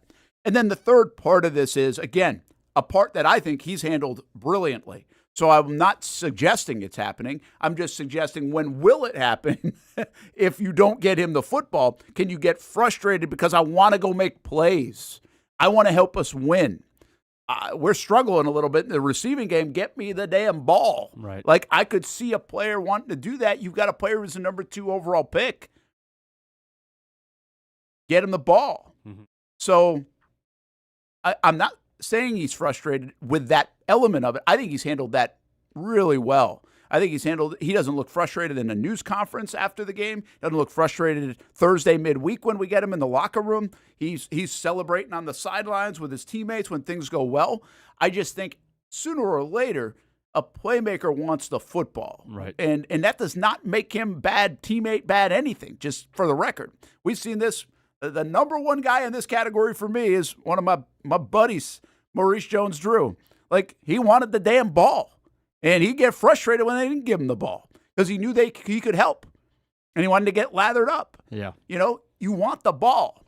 So I think they got to find a way. This goes back to the last 2 days of conversations. They got to find a way to get him the football. And he is, at least for the time being, knock on wood, the one guy that's not dropping passes. Right. Like, it is coming his way. And he's making the play. It's just not coming his way enough. And listen, Liam's a smart guy. This offense looks like it's got some real good potential to it. There's got to be a way to get him the football in space. There's got to be something to design, scheme for him. I mentioned this yesterday again, but I'm going to say it again. They had 12 targets for Brian Thomas Jr. to kind of get him going against Cincinnati. Kind of backfired a little bit. They had 11 targets to Parker Washington because he had earned those reps, those opportunities. Well, I think it's time to look up at the stat sheet and say 8, 9, 10 targets for your number 2 overall pick. Mm-hmm. That's not a panic time or anything like that, but hey, time to shift it over here a little bit, and hopefully everybody else will get theirs too, because that can happen. You're going to throw it 30-something times. You can still get everybody else the football. So I think I think he's probably frustrated behind closed doors, even with that aspect to a degree. Yeah, because you said he's not frustrated at the podium. Well, even if he was, you wouldn't know it with his 10-second answers. He would never give that off. No, but listen, I've been doing this a long time. You can kind of tell when a guy's a little bit frustrated. He's been great there. That's I give him a lot of credit for that, because I do think a player of his caliber, a player where he's picked, a playmaker like him, if he's had the ball the amount of times and in the space that he's had it, could be frustrated early by now. Malik Neighbors would be frustrated if it was the same guy up in New York, right? Yeah. So you could be that. And I give him a lot of credit for just kind of letting this thing settle in.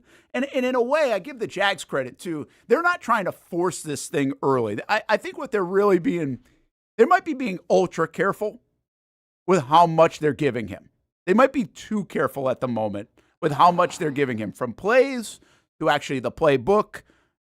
Now, that being said, if you can't line up in the play, then that's an issue, that's right? where I'm going right there is I think what we just heard is evidence of, or first of all, it's an acknowledgement, right, that maybe they gave him too much, right? If they're going to him after the game or on Monday or whatever and saying, hey, how can we help you? That's an acknowledgement that there's something off, obviously. And I don't think the answer to that is, hey, there's been too much. Or that is the answer. It's been too much. Or we can at least shift how we're presenting it and how you're getting it. And this is kind of the first conversation that Austen and I had on Monday is, hey, maybe we dumb it down for a week. Just for a week. And go from there, right? Not necessarily the entire playbook, but when Travis is on the field, maybe you dial back the motions, right? And you just say line up and play. Maybe there's just, a handful of plays in your opening script even where he is designed to get the football, where he's just lining up just like you would on every other down, right? Without a lot of motions and timing and all this stuff. I think that's the best way forward, and I think they're seeing that. And, you talk about the targets that you'd want them to get. A lot of those can happen without motions and stuff like that. Obviously, they want them to get the ball in a leverage spot against a DB, of course, but you're trying to win in week 4. Obviously, they're trying to play the long game, as you mentioned, and I think I would agree. They're doing a really good job of playing the long game. Hey, we want you to be an all-pro on both sides of the football in Jacksonville for 15 years. Yeah. Just because you had one catch in week 3, who cares, right? So I think they're playing that game, but also you got to win this game. In their mind, you've got to put your best, game plan together to win in San Francisco this Sunday, and I think that starts with hey, let's dial it back, at least for this specific player, really try to run the football a little bit better. And then maybe the other thing I think that was really interesting that he said was going back to last year. He's talking about the Bucs playing the Niners. Yeah. And he's saying, we had shots to take and we didn't hit them. And then they kind of sunk down. He said, we're trying to stretch them. We didn't execute it. And then we kind of got smothered a little bit. Well, I'm gonna get to that because there's an element of this that goes to Trevor Lawrence that I'm gonna get to in the next segment. All right, but the Travis Hunter stuff is, I just think we would like a little more volume, not snap count. I think the snap count's actually in a spot where I thought it might live. It's now an 80 to 85 snaps. That's cool and looks like he's handling it. I need a little bit more involvement on that offensive end while the offense is in the current state it's in, which is one that's a little bit untrustworthy and has some issues. Now, again, we will reiterate, they know more than we know. They know what Travis is doing on every play, how well he's doing it on every play. Even though he's not dropping passes, is there a trust a little bit like, okay, Trevor knows he's going to be in a certain spot at a certain landmark. That might be a bigger deal right now than we even know, and they're not going to tell us that. The other issue here potentially could be, what's it look like in practice? We know Parker Washington looked really good in August, looked really good in practice the last couple weeks, so they said, we got to get this dude the ball. So what does it look like in practice? So these are things that we don't have the information on totally. But the bottom line at the end of the day is, like Austen has said, you brought him in to change the game. Quite frankly, I don't think he's changed a game yet. Forget about the game. And I think you want to be able to showcase that sooner or later. And I know people will say, hey, the PI call. Yeah, he had a chance to, but the way it goes down is he didn't because they called him for PI. So can we get to a point where on Sunday afternoon, we look up at the end of the day and, man, what an impact he made on the football game. That time's coming. I do. I think he's a good player. I don't think this is like me giving up on him, anything like that. I'm just saying you want to get one of those soon. Yeah. Like sooner than later. You can play the long game all you want, but you do want some impact here because, hey, man, this stuff counts. It counts every Sunday. So, but I think you've got to help him impact you more. The cornerback spot is not going to automatically be an impact. The offensive side, you can get him the football. And I just thought the 121-yard play was like an ooh and ah and wow play. I want to see more of that. One of few. Yeah, I want to see more of that. So we'll see if they were able to do it. Hey, when we come back, we'll talk a little college ball. But before we even get to that, there's something that Cohen just said and Hamby just started to bring up a little bit. And this is a Trevor Lawrence factor and why he could be really good on Sunday. I don't know if any of you know where I'm going with this, but I'm going to tell you when we come back here on the Brent and Austen Show. And don't forget about Mason's Famous Lobster Rolls. Looking for something to do for lunch, dinner, maybe a catering event that you have coming up? MasonsLobster.com. 2 locations, the Town Center and Fernandina Beach. Mason's Famous Lobster Rolls.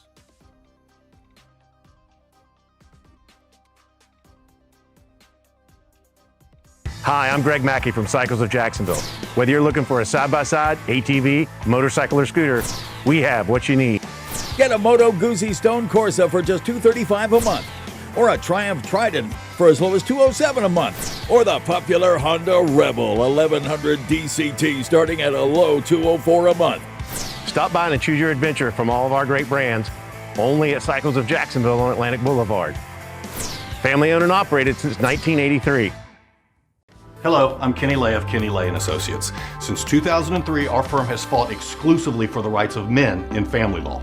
Divorce, modification of child support, alimony, custody, and more, all for men. A father is vitally important to a child's life, and being a man is not a reason to pay more in child support or alimony.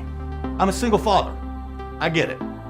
If you have a divorce or other family law issue, contact Kenny Lay & Associates at divorcemenonly.com. We've been telling you about the Action Sports Jax 24/7 network for over a year now. How to find it, what to see. Simply put, it's TV online. Local sports content all day, every day, just like this. Did you always want to make history? Like, think that big, or just say, hey, I want to play in the NFL? I always say I wanted to play in the NFL. Cuts it back to her left side, takes a shot, and into the my back of the goodness. net. Oh, what a pass. Oh, my goodness. What a pass. And they have been. We've been talking. We've been articulating. I did have a sense that they wanted to be bold, that they wanted to make a splash.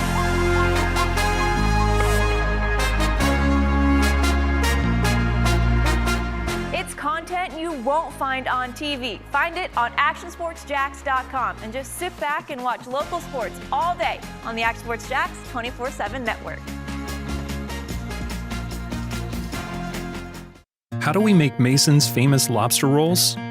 It's simple. We get up before dawn, head into the open waters of Maine, haul in our traps by hand, and send only the best straight to our restaurants, where we add warm butter or chilled mayo with a squeeze of lemon and pile it on a toasted split-top roll, just like it's been done for nearly a century. That's the recipe for Mason's famous lobster rolls. What's been going on? We're both dealing with a lot of guilt right now. Can't sleep, can't eat. You see that brand new Hyundai Santa Fe? We only paid $4 for it. Looks like we're out of time. Breathing exercises. Inhale, exhale. Enjoy the new car. Okay, thanks. Deal so right, it almost feels wrong. The Hyundai Getaway Sales Event. Get a Hyundai Santa Fe with 0% APR for 60 months, plus 0 payments for 90 days, or get $3,500 bonus cash. Hurry in.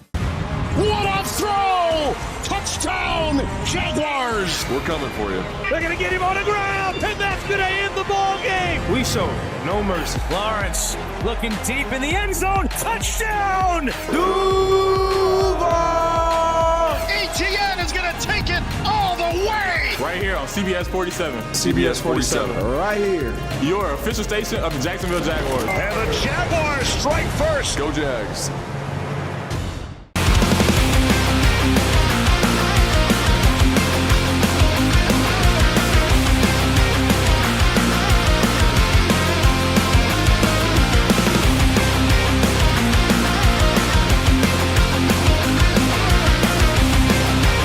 You have the opportunity to explore what you might want to do with your life. There's so many opportunities here that it can spark interest that you didn't even know you had.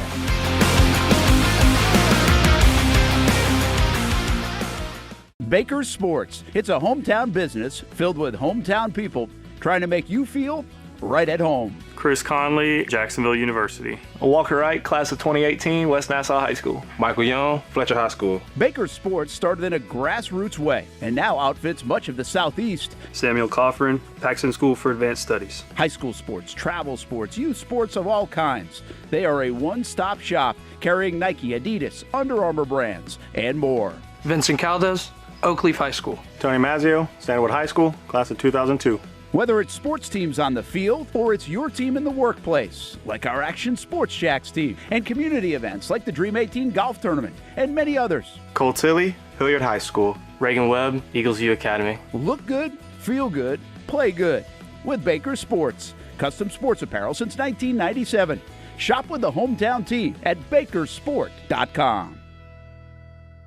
Welcome back to the Brent and Austen Show, streaming on the Action Sports Jax 24/7 network.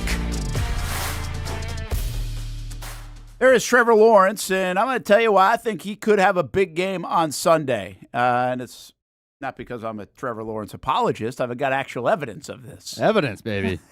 Here we go. I feel like it's taken a long time to get here. I've got to just admit, like, I'm on the hill, man. And I'm on, I've died on past hills. And I don't mind seeing it through that lens. But I just think this whole Trevor or no Trevor thing is way overblown right now. Way overblown. So we'll see. I don't know, Killer Tofu. Is it a lot louder on the Mesa? I'll have to fix that. It might be a me problem. I might have edited that, and maybe it's loud. But I appreciate the feedback. That's good. Let me know. The lobster rolls are good, though. Loud or not loud. But anyway, I don't think the I don't know, what camp are you in? Are you in Trevor like apologist camp, or are you in? I am are you kind of in the middle of the camp. Or I defend him a lot more. Yeah, but It's not like everything he does is gold. I mean, no. Listen, and that's what people hear what they want to hear, see what they want to see, and that's kind of the way we go. And it is what it is. Like I know that too, but when you have these kind of conversations and debates, I saw something again this morning. I think we keep saying 6 drops. It was actually 7 drops in the game. I saw all the highlights of the drops in that game. And again, you can say the pick was terrible. Like I don't understand what he was doing on the pick. I really don't. I'd love to just sit there and be like, what did you actually see? Or did you just say, F it? Yeah. Like that's what it looked like. Yeah. But not a good time to say that, okay? But the 7 drops were like legitimate 7 drops, whether you want to count the Parker Washington one going back. But that's, it's funny because people will probably, if you're a Trevor Lawrence hater, you'll be like, terrible ball. Terrible ball. Well, wait a minute. You told him not to throw the hospital ball. He's throwing him away from the defender. Yeah, what do you want him to do? Right? So, and Parker would tell you that he should catch it 10 out of 10 times. And I also think there's and I don't know enough about this, but I bet he was supposed to sit down there a little bit. Probably. Right? I mean, probably, and he's going too far one way. But, some of those drops were on 3rd and 2s, like into field goal range stuff. Like they're big drops. They're really game-changing drops. Bottom line is, what the heck? We'll defend him for now, and I think there's so much more evidence that he's better even than he's been. I think the stats right now are just not backing it up. For a variety of reasons, I think the stats aren't backing it up. And does he have to be a little bit more consistent and better? Yeah, I think everybody would say that. But I'll say this, too. There ain't a quarterback in the NFL that usually throws 40 balls, 30-something, but whatever it is, perfect every time. Not Mahomes, not Lamar, not Josh Allen, not any of these guys. You have a game where it's like really, really good? Yeah, but not everyone's good. Some of the decisions are bad. Some you get away with. Some of the game flow of it. And some days you're just off. Like, they all have those too. The problem with Trevor's conversation is he just hasn't had enough success to wash that conversation away in the NFL. So hopefully it was. But, or will. This is the Sunday where I think he can at least get back on track, Hamby, from a completion percentage standpoint, because right now that's one that's really struggling, especially with all the drops. I think that's worse than the 4 picks is at 58%. You're not giving your guys a shot, and that drops obviously a huge part. Yeah, and so I don't like the 4 picks either. But, see, Timmy said, before I get into this, 7 drops, but he's off target on a lot more throws too. Which ones? Where? Yeah. Where? Like, I don't know what you're saying on that. The Bashal Tootin one, where the guy basically had him covered. He threw it to the safe side, which was the boundary. Incomplete pass. Guy was in pretty good coverage. Parker Washington one where he skips it in. Guy was draped all over him. Didn't throw it in danger. He throws, obviously, the one in danger. Like, what throws are you talking about? That's what I don't get. Like, when I'm sitting there watching. Carolina is a different story. Yeah, there were, in the third quarter of Carolina. Yes. Those were bad throws. And we said that. Absolutely. This is the thing that I don't get about the other day. He threw 40 passes. He threw one horrible pass on the interception. Decision, pass, everything. Check all the boxes. Bad. I don't know what the deep balls were supposed to do, so maybe some folks are talking about that. Mm-hmm. But I don't know that. I don't know where their landmarks are or whatever else. I thought also some of those were pretty good coverage. I think I told you De'Ami Brown's one, he got interfered with and they didn't call it. Right. He totally stopped in his tracks, or maybe that was a touchdown. Who knows? But I don't get that. Like, I really don't get that because I was there watching. Now, I didn't watch it on TV back. Maybe there's a lot more that shows on TV. I've watched it back. I didn't see a lot. But I don't know what you're talking about there. Like, I think there are going to be throwaways. I think you're going to err on the side of caution sometimes, which I like. Like, if you're going to overthrow a ball, better than underthrowing a ball and having it picked. Or if you're going to underthrow, that's. I don't see what he's talking about. I really don't. And I might have just missed it. But I see what you saw in the third quarter, and I know what that looks like, where it just looks off target. Mm-hmm. And maybe that's the footwork stuff and everything else. Not every throw is going to be like right here for every quarterback in the league. You want to go break them all down? They're in a window to catch the football. You're an NFL wide receiver. You get paid. You're supposed to catch the football. So, that is lost on me because, again, I don't look at this game, even though he went 20 for 40, and I don't see what the people that are being critical of a lot more throws. I don't understand what you're saying. I saw 7 drops, 1 really bad throw, and a couple of, hey, I'm not putting this in danger, so they go incomplete. I don't look at that as a bad throw. Where's he supposed to stuff the one to Parker Washington on the little comebacker or back shoulder? Right. Where is he supposed to put the ball? It's deflected either way at the very least. So, yeah, I don't – that was one I think people were complaining about. There's nothing there. All right, so now I'll get to the topic of why he's going to play well this week. Why maybe the percentage will go up. We just played Liam Cohen in his news conference this morning, and he was talking about the defense of the 49ers. Well, that's Robert Saleh's defense. Well, what else is that? That comes from the old Seattle defense. That comes from the Gus Bradley defense. Where was Gus Bradley in the past? Most recently, Colts. Indianapolis. Who does Trevor play really well against? The Indianapolis Colts. Here are his numbers against the Colts. And not all of this is probably against Gus's defense, but obviously the last few years in Indianapolis, it was against that style defense. And he is 72.6% against the Colts in his career, 225 yards. Average? Average. 11 touchdowns, 3 picks. 104 quarterback rating. It's got to be the best. It's got to be the best again of any opponent. And well, Saleh plays that concept. Now, Saleh will mix some other things in there too, but Saleh isn't playing with his New York Jets defense either from a personnel standpoint. Sure, right. They have Fred Warner and they've got some, but they don't have Bosa now. And if you go look at the roster on defense, it's not like all-world roster. That defense can be really, really good when the players are really, really good. Like that is a defense that can drive you nuts. But the idea, what Cohen just said, actually Trevor's been pretty good at in his history with Indy most recently. Taking what they give you. Doug was like, we're going to have to take what they give you. Didn't one game he go like 20? Oh, he did. 20 of 22. I got it right in front of me. He was 20 of 22. 91% completion rate. Pretty good. And he's also pretty good at identifying when to take that hit. When to take that shot. You're not going to do it a bunch against this style defense, but he's pretty good. The Christian Kirk play, I think, comes to mind, and he was really fired up about that because he had seen it earlier in the game, and then he got it later in the game, and I don't know which year that was against Indy, but that one comes to mind. So anyway, I think Trevor doesn't mind this defense. I don't think he loves the Houston defense. Yeah. I don't think he sees it great.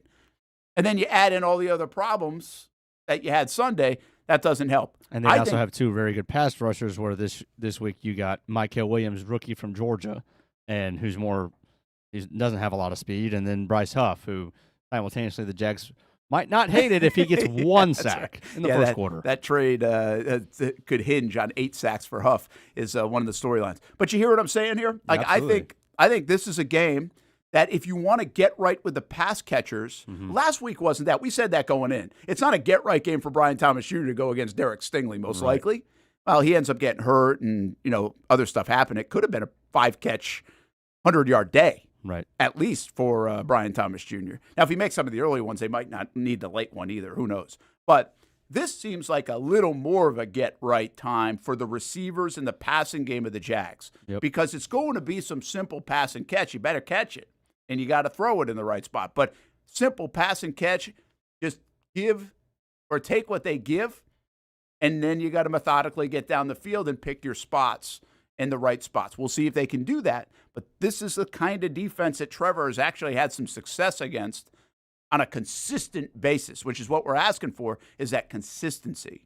And again, 72% completion rate against the Indianapolis Colts.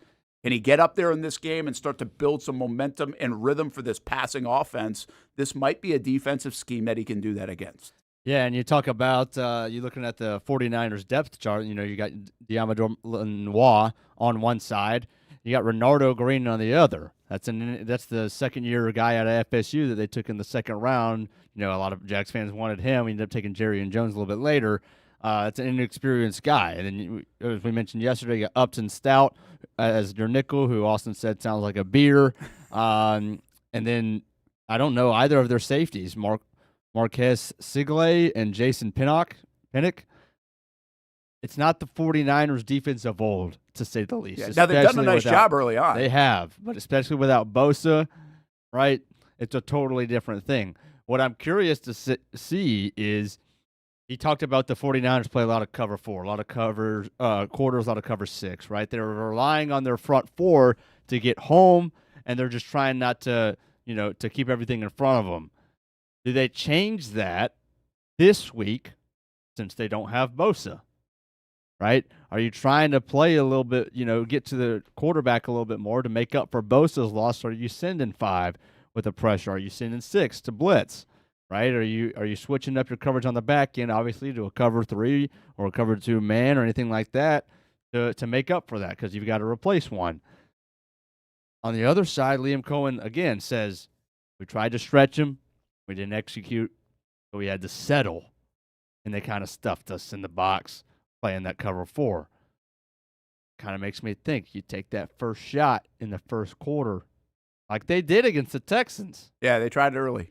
If you hit it, does it change the entire game?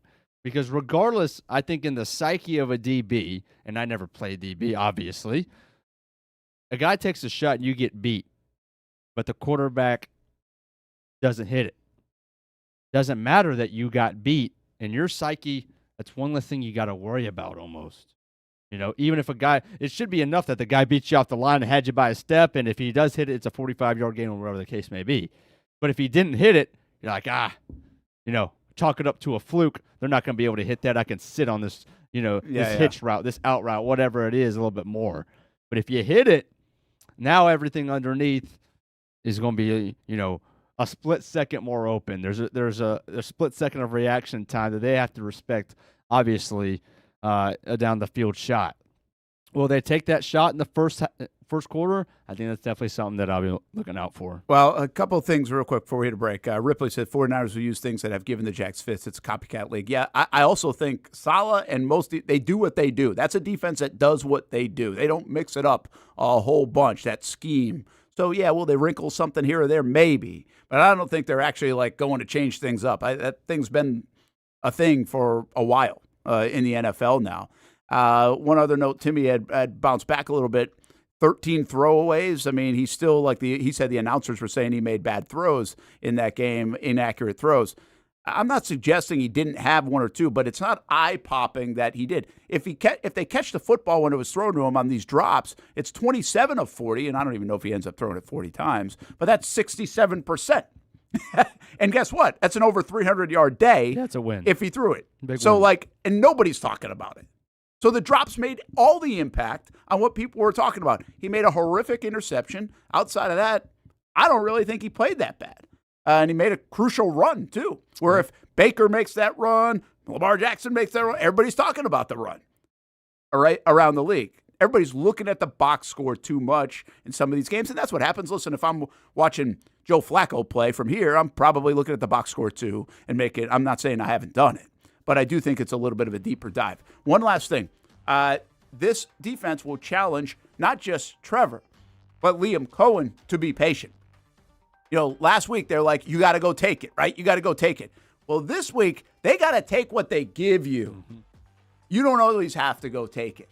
Can you pull back on some of that aggressiveness? Isn't that what we're talking about this week? Can they pull back on a little bit, hold the reins back so Travis Hunter can do what he's comfortable with getting lined up so the Jags can operate more of a clean game plan? Well, this is a game that you can do it in because they will give you some stuff. You just have to take it and not get impatient, both quarterback and I would say coordinator as well. Take a break. Brent and Austen Show, Action Sports Jax 24/7 Network. Got the noon hour still ahead. Little DJ Lagway talk and Florida Gators. Hasn't been positive talk about them all year. How about Tramel Jones? Do you want to see him play out of Mandarin? Could you see him play? We'll be back. When it's time to get a new car for anyone in your family, just remember, nobody but Nimnick, the #1 Buick GMC dealer in Jacksonville. Get the latest price breaks on 2023 and 2024 models or the newest 2025 vehicles in the showroom on Phillips Highway or shop online at nimnickbuickgmc.com 24 hours a day. GMC Sierras, Yukons, and the redesigned Acadias, or get the all-new redesigned line with Buicks. It's nobody but Nimnick, and part of the reason why is this is a first-class buying experience here at Nimnick Buick GMC. You're not just a customer, you're a friend. This is about getting a vehicle that best fits you and getting you on the road, and also helping you and your family down the road. Nimnick has a treating you right guarantee, courtesy, respect, fairness. And most Buicks, GMCs, and Jacksonville's only Car Bravo dealer, nobody but Nimnick. Who has put in the most years and stands behind a better experience? Nobody but Nimnick. GMC. We are professional grade. Putting your needs first. It's the backbone of how First Florida Credit Union does business. In all honesty, you might as well be speaking another language when it comes to finances. Sure, I'm good with my money, but what am I missing in the fine print? That's what led me to First Florida Credit Union. They're the perfect choice for anyone starting their financial journey because they keep finances easy. Plus, they offer financial education and resources I can trust. So I'm always growing more confident. And as a young adult, I am constantly adding more responsibilities to my plate. From a car payment to a mortgage, it all adds up. Luckily, First Florida Credit Union makes sure it adds up in all the right places and not the wrong ones by offering better rates and lower fees than traditional banks, even if you're still trying to grow your credit. Because as a member-owned institution, First Florida genuinely puts people's needs first rather than focusing on profit. So I know as my needs change, they'll be right there to help me reach my goals. Check out firstflorida.org to learn how you can benefit too. It's one of the hot spots in the area. Welcome you to String Sports Brewery out at the beach. Big crowd on hand tonight. The fans are here. And now the newest hot spot at the beach is open. String Sports Brewery in Jax Beach has opened its doors with rave reviews. We're going to be fans forever. Cozy up to the bar. Grab a seat in the sports-themed restaurant, or grab a seat outside and feel that breeze coming off the beach as the weather warms. Just like the original location in Springfield, try the popular beer menu and come for lunch or dinner too, because the food is fantastic. We got a special guest in the house. He's happy. He's feeling good. He's Trayvon Walker. It's where we hosted Jags Report Live in the football season, and the String Sports Brewery staff can't wait to host you. Hey, welcome back here to String Sports Brewery. And if you haven't checked out the new location in Jax Beach, you got to do it. String Sports Brewery, now with 2 locations in Springfield and now open in Jax Beach on Penman Road. Hi, I'm Greg Mackey from Cycles of Jacksonville. Whether you're looking for a side-by-side, ATV, motorcycle, or scooter, Honda has what you need. The Honda Talon. Ultimate performance meets family-friendly fun. Prices starting at $363 a month. Or the sporty Honda CBR 650 starting at an affordable $204 a month. Stop by and choose your adventure from a full line of Honda products. Only at Cycles of Jacksonville on Atlantic Boulevard. Family owned and operated since 1983. Hello, I'm Kenny Lay of Kenny Lay & Associates. Since 2003, our firm has fought exclusively for the rights of men in family law. Divorce, modification of child support, alimony, custody, and more, all for men. A father is vitally important to a child's life, and being a man is not a reason to pay more in child support or alimony. I'm a single father. I get it. If you have a divorce or other family law issue, contact Kenny Lay & Associates at divorcemenonly.com. CGC Water Treatment and Plumbing is taking their 75-plus years of expertise and expanding to CGC Home Services. Water treatment and plumbing is still a big part of what they do, and now they can do even more for you. Home services like kitchen and bathroom remodeling, showers, sinks, faucets, toilet repair, backflow testing, and the list keeps going. Find all they can do at cgchomeservices.com or give them a call, 904-298-7052. It's a new look and a new name with the same expertise. They've been serving homes like yours since 1946. CGC Home Services, right here in Jacksonville off St. John's Bluff Road, 904-298-7052. And visit cgchomeservices.com. Florida license number CFC 1432579. Welcome back to the Brent and Austen Show, streaming on the Action Sports Jax 24/7 network. What do we got here? Well, if you're like me, yesterday was pretty fun, and it wasn't. It wasn't because Mike Gundy lost his job. It was because we all got compilations of Mike Gundy's best moments. This is one of them. Herman screaming at him, having to be held back. It's like a Dillingham situation from last year. And then Gundy says, yeah, how about it? I'm a 40-year-old man. Yep. So that's Gundy. And he loses his position at Oklahoma State after I think I saw it was 20 years. It felt like it if it wasn't. 20 years. That's crazy. I think it was. So boy, they were going nowhere, man. I mean, what happens? I always wonder that. Like, what happens to the program to do that? Like, to look so bad, to be so bad, and especially in college. And we've wondered around Tallahassee, right? I mean, how do they get 2 wins? How do you miss so much? Well, we chalk it up as a transfer portal. You hit on it, you lose it. You don't hit on it. And if you miss, you can widely miss now with the transfer portal in college sports. I don't know about Oklahoma State, though. They feel like they've just kind of been fading the last handful of years. Maybe it's the last 3 years. I don't know what the timetable is. Somewhat recently, they were a factor. Since Saunders was their quarterback, so 3 years. And maybe that's just it. You don't find the quarterback. And if you can't find the quarterback, it just opens up to a bunch of different problems. But it's hard to be bad when you've been a good football program historically in college, because bad was 7-5. Right. Or 8-4. Like, for good programs, that's kind of bad. But nowadays, it's like bad can be really bad. And Oklahoma State has proven it. The Gators, quite frankly, have proven it. And they might really prove it because add the schedule into being not so good or as good as you thought, and now that margin gets even thinner because they're looking at a season that it's hard to find a win right now at 1-3. Well, I mean, and then yesterday's news is, I don't know. It's I don't want to be the guy, but it's kind of convenient, right? DJ Lagway's in a boot again. You know, it seems like it could be a reason to explain some things, but yet there has been nothing from Napier in any of his press conferences hinting at any kind of ailment, injury, setback, anything, and now he's in a boot. Seems like there's something that we're not hearing, or maybe this is just a convenient thing to kind of explain some, keyword on some of the struggles that we've seen from Lagway in the last 3 weeks. Yeah, I don't know. I don't know about I don't know where that falls, right? I mean, maybe the whole injury thing, we've said this before. When you have locked up your doors to the outside, if you're Florida State right now, it's been fine. Nobody's asking questions. Thanks to the win against Alabama specifically. Florida doesn't say a whole lot. Now the questions get asked a bunch. And is he really hurt? Have they, has he even practiced as much as he should have practiced all offseason? All these different things. And you'd have no idea what are reports, what are true, whatever.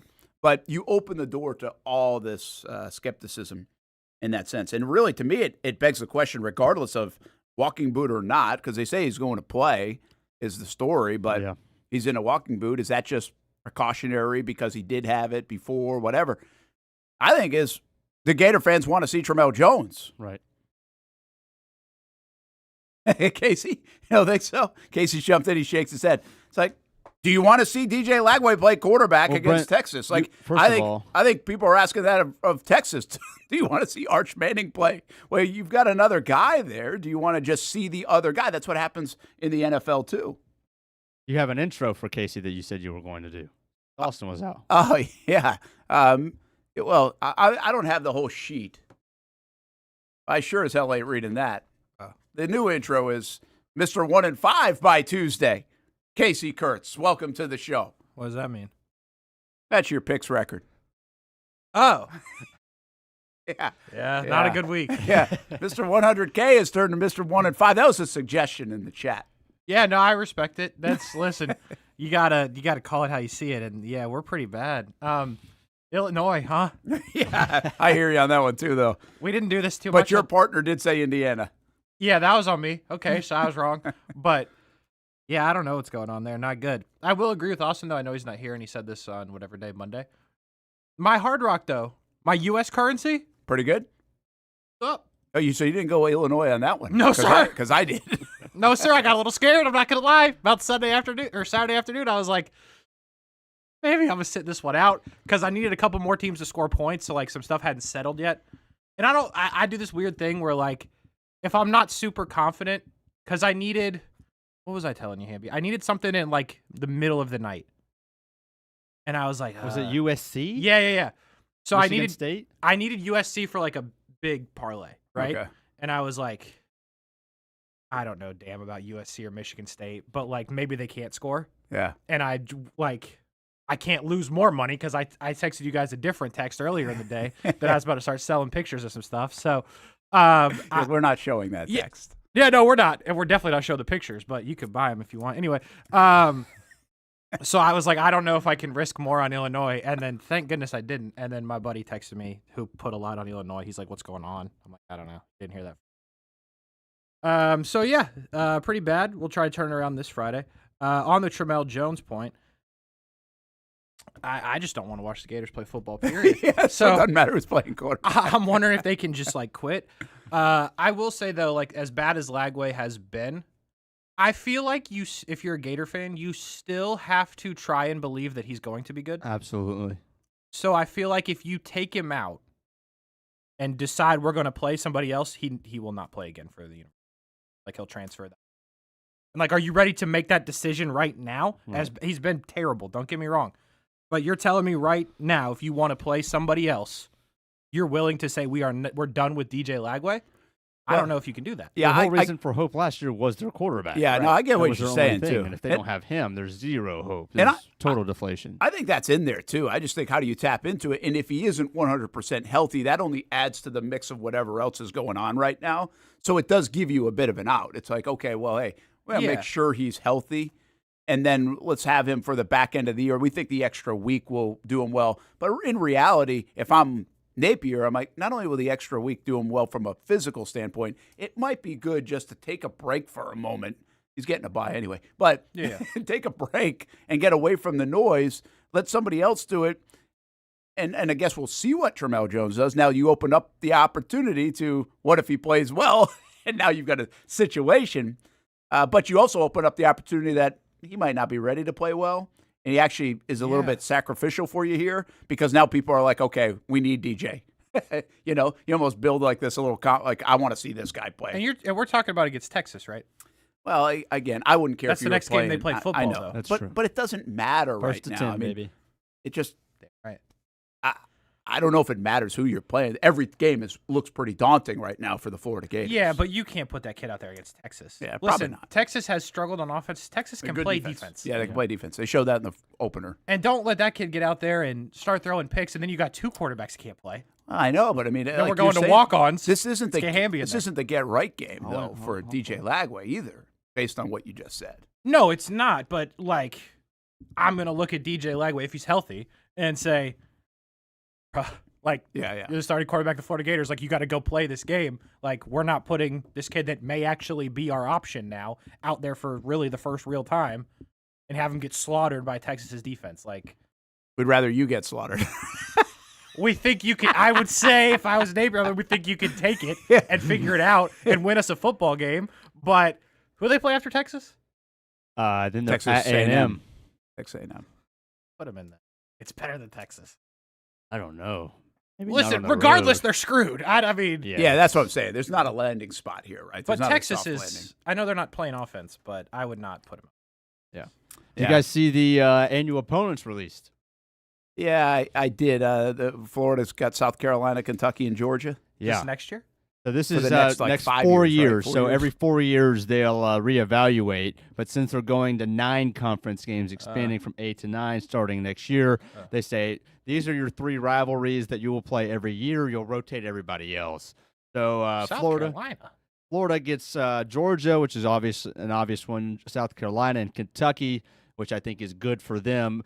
I do want to point out that 3 years ago, when this was first leaked, there was a list that was leaked out that said, who they were initially thinking. This is different from that list. So maybe I would think Tennessee would have been on the list, right? Absolutely. Yeah, this kind of sucks. Well, it's good for the Gators, but this kind of sucks. Like, believe it or not, overall. This is better than the initial list that everybody saw from all the way back when. Obviously, overall. Yeah. From Florida's perspective, obviously you have to treat Kentucky like 4-0, right, in your next four, especially with NIL. $28.5 million. They're going to attribute a lot of that to basketball. I think Kentucky will be the worst team in the conference over the next 10 years. Worse than Mississippi State, obviously worse than Vanderbilt, all of that stuff. So that's a win for Florida. For Georgia, obviously you don't get Tennessee every year. For me as a fan, that sucks. That's like one of my favorite weekends. Yeah. You do get Auburn. Obviously, I like the South Carolina rivalry, which is good. Tennessee, they get Alabama, which is a big rivalry. Good for Tennessee. They get Kentucky and Vandy. Yeah, which is a win for them as well. Hey, real quick, LSU. Why are we not getting Alabama? Right, and that's terrible. That's the other thing. Obviously, Florida LSU is a big rivalry as well. You're not going to get you'll get that one every other year. Georgia Alabama, you'll get that every other year. You at least do get the Egg Bowl, of course. Ole Miss, Mississippi State, Oklahoma Tech.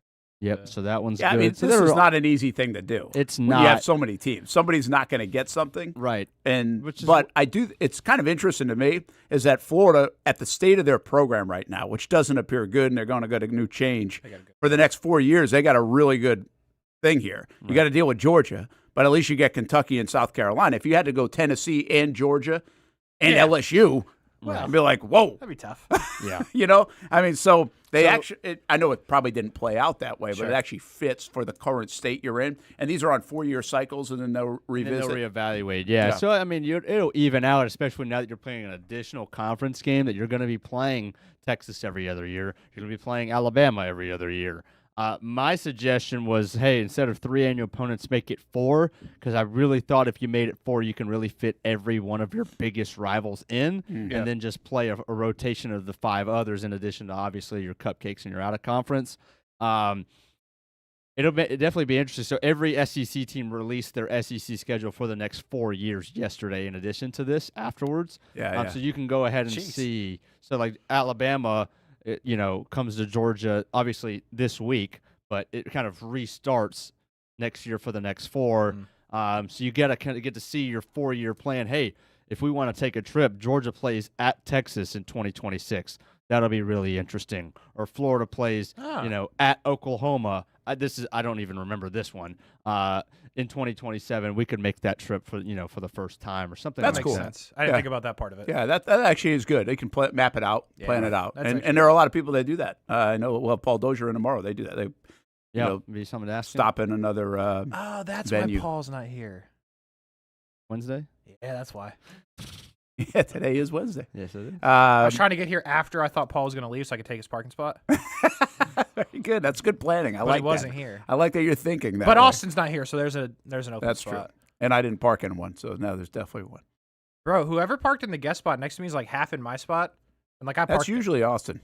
Well, I know. He does a bad job of parking. Which, like, terrible parker. But, like, I was like, dude, the least we can do is, like, be straight in the spot, right? Now, I know Austin's not going to, but, like, if you work here, I feel like the least you could do is throw it in reverse and get straight. Yeah. But what do I know? We'll make it. I put a lot of pressure on myself over the last 6 months or so because I called some people out in the parking lot, so I got to do that. I'll back it out and then make it better. I've had to happen. It's the minimum you can do, dude. Brent Martineau, Casey Kurtz, Jason Hamby. What you got? Let me throw out one more college football note. John Mateer, hand surgery. Yeah, that came out of nowhere, huh? Yeah, out of nowhere. Supposedly he heard it in the first quarter of the game. Yeah, I saw that. So that kind of adds to his, kind of the status around him. He's a dog, which I agree. He's very fun to watch. He is white, by the way, Casey. So he is. I was wondering if you were going to work that in. I did. Because I was going to. Yeah. So, all right, good. So, but he played the final 3 quarters of that football game with the hand injury, so he'll be out. They say 3-4 weeks, which they have a bye this week. What? They have Kent State, who Florida State just beat by 70, and then it's at home against Texas, at South Carolina. So you can concede one of those. If you concede the Texas game, that's your 3 weeks. Then you're back for at South Carolina with 1L. Look, Oklahoma, looks really good. A lot of people are kind of picking them to be that fourth SEC team that would make it as of right now because their defense looks good. Mateer, obviously, if he's a Heisman candidate, they've got a shot. But they're going to definitely need him back for at South Carolina. So there's that. State. They're getting paid, buddy. Don't worry about They are getting paid. Don't worry about that. Some of these teams should just say, hey, we're not doing football anymore. They should. Like, how? Well, that's what you're going to get in the next couple of years because of the revenue sharing. How do you, like... Less football is bad for the sport. Blanket statement. And some teams are going to have to fold. You're going to see less football programs in 5 years than you do right now. That's bad for the sport. I don't know. I don't know if that's overall bad. If I'm Kent State, just call bad it. For the sport. Like, what's the difference if we have 100 teams or 100 and what do we got, 16, 24, something because like that? It trickles down to every other level. It will absolutely trickle down to every level. Less high school kids will be playing collegiate football. That's bad for the sport. Less transfers. Bad for the sport. Yeah. You want football. Yeah, I'm a big proponent of the high school stuff. I'm with you. No, yeah, I get it. You can bet on D2. I'm with you. I get that. Yeah. I haven't thought about that enough to really I haven't thought all the way through. Yeah, I hadn't either. But I'm just saying, like, I don't need Kent State in my life, all right? I'm in support of Kent State going away. Sorry, fellas. You guys are terrible. Like, either do it or don't is the point, right? Like, It's the golden flashes, fellas. Come on. Are they good at anything? I'm being dead serious. Like, is Kent State good at any They've been sport? good at basketball Yeah, at times, and even at, I think, again, I know this a little bit, but baseball, I think they've had some good runs. Okay. And they're probably very good at a sport that you wouldn't really notice they're good at is like wrestling. Well, I'm hoping they're good at something. Because Ohio wrestling's really good. Kent State is in Ohio? Yeah. Oh. That's why I would even know any of the things I just makes said. sense. But hey, real quick on we want to go to the Republic Services recycled headlines of the day. Liam Cohen talked to recyclingsimplified.com. No update on De'Ami Brown. We expect to get that this afternoon by the way of the injury report. They're planning on both quarterbacks, Purdy, Mac Jones. Seems like the lean is toward Purdy, but we'll find out if that actually happens. I saw that. And we got a couple of days to figure that part out, but they're going to plan for both. I would imagine they would want to see Mac Jones as well for the Calais Campbell reasons. He hasn't been in that system that long, and Purdy, overall is just better and has been in that system a long time. One other thing that I wanted to get to, Chauncey Gardner-Johnson, CJ Gardner-Johnson. How about that story, man? See you, pal. 3 weeks. They just reworked his deal, like, for whatever they did. This was not a planned thing, is the point. This was like, hey, you're a jerk. Get off our team. We don't want you part of it. But it's 5 teams in 7 years. Like, that's not a surprise with this guy. This guy is like good football player. He is good. Bad teammate. Yeah. Listen, when you're 0-3 and you're the Texans, there's probably no reason to have a good football player that's a bad teammate, right? Because you're done. Yeah, right? They're cooked. Yeah. They're not going to. From what everybody just witnessed the last 3 weeks, they're not just going to all of a sudden win 9 straight games. That's a bad football team. So I understand not wanting to put up with it if he's a bad teammate at that point. But, like, someone's going to sign this guy. He is good at football. Well, the Eagles might because they are used to him. You know, maybe they won't. I don't. I do think this is really why I brought this up. You want to bring him home? No. Like the Jags wouldn't sniff this. This is the point of the conversation. I think teams are less. This is part of the reason I think Darnell Savage is gone. I'm not saying he was a bad teammate. He's not Chauncey Gardner-Johnson, but I think he was kind of unhappy guy. I think Tank Bigsby kind of getting like unhappy guy. See ya. I think more teams are doing this. I think teams are less likely to have the bad apple than in years past. I think you would give up the bad apple. What did Austen always say? Like, is the production worth the distraction, right? I think normally you'd side with the production. I think that gap closes down now. And if you're a distraction and if you're kind of taken away from what we want to do, see ya. It's not worth it. Like, we don't want you. Now, that's not to everybody, but I just think I think the pendulum has swung a little bit more toward distraction, see ya, than production, we'll deal with it in the NFL. I don't know why that is exactly, but it feels like that's the way it is. Yeah, maybe. I think, at least in the Jags examples, right? What is Tank Bigsby really giving you that you find with somebody else's roster? Yeah. And I know you're not saying they're bad teammates. I understand that. But, like, I think with that example, in terms of Gardner-Johnson, like, if I understand rough teammate. If I'm Cincinnati, I would have called him already. Right? You think that you're kind of decent if you're Cincinnati. Yeah. Your defense is terrible. Your secondary is extremely terrible. He's good at football. Yeah. So, like, if I'm a team like that, I'm calling. And I'm just going to try and deal with it. Well, San Francisco, I mean, they don't have a ton in their secondary. They could maybe say. Yeah. If I'm the good teams, I'm interested. That's what I was going with that. It's very interesting that it always, like, the Eagles, the Chiefs, the Ravens take on these kind of guys. Johnson, like all these guys, because the teams that have are very successful on the field, but their culture has been established for years and years. They don't care because these guys will just come in and somehow be a part of the fold or play into it, or they can manage them better. Whereas a team that's really bad, it gets all the more worse. Think about the guys that we know this might be around sometimes. And, you know, Tyreek Hill was brought up the other day. Like, do we see a bunch of teams going to trade for Tyreek Hill? Could we see Kansas City? Yes. But do we see people lining up to trade for Tyreek Hill? And I don't even think he's like the worst of it. But there's stuff. But there's stuff that you're like, do we want to bring that in, right? The guy, as an athlete, as a receiver, as a weapon, he makes you better. Like, makes every team in the league better. But you're actually asking that question, and I don't know if you'd ask the question as loudly or as much a decade ago. I think it changed to me a little bit, maybe with Antonio Brown. Everybody's like, oh, I said it. I remember saying here in Jacksonville, bring him down, baby.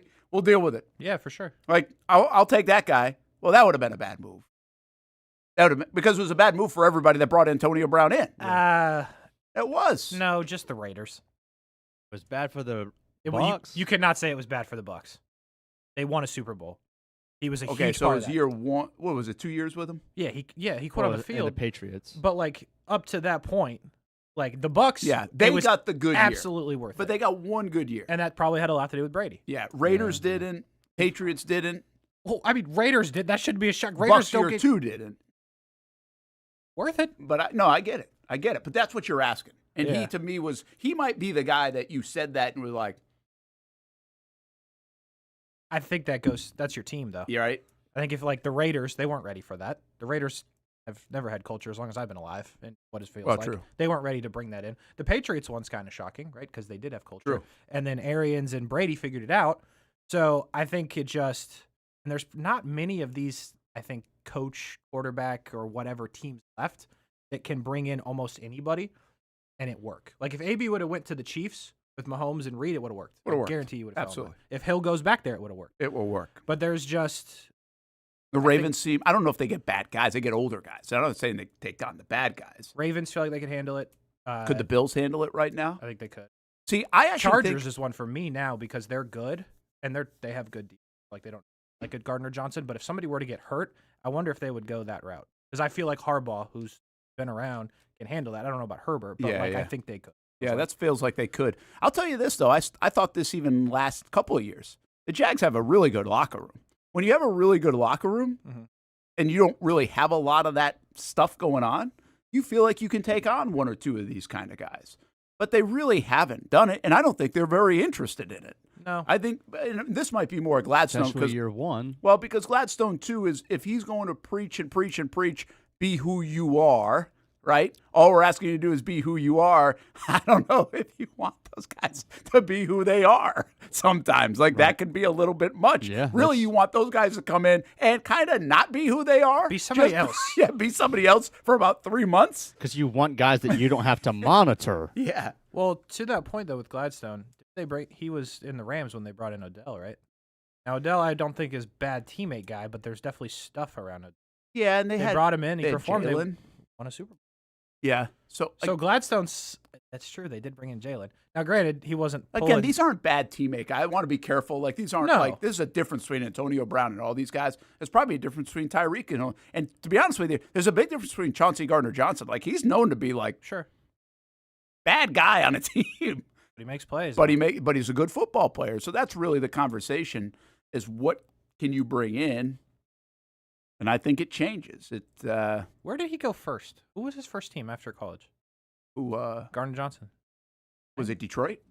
Lions? He was with Detroit for a while. I was thinking Lions, but he's now been on 5 teams in 7 years. But might have been 2 with Philly. Definitely was in Philly. Two stints in Philly for might have sure. been 2 Philly. I think he did start in Detroit. Oh, no, it started in New Orleans.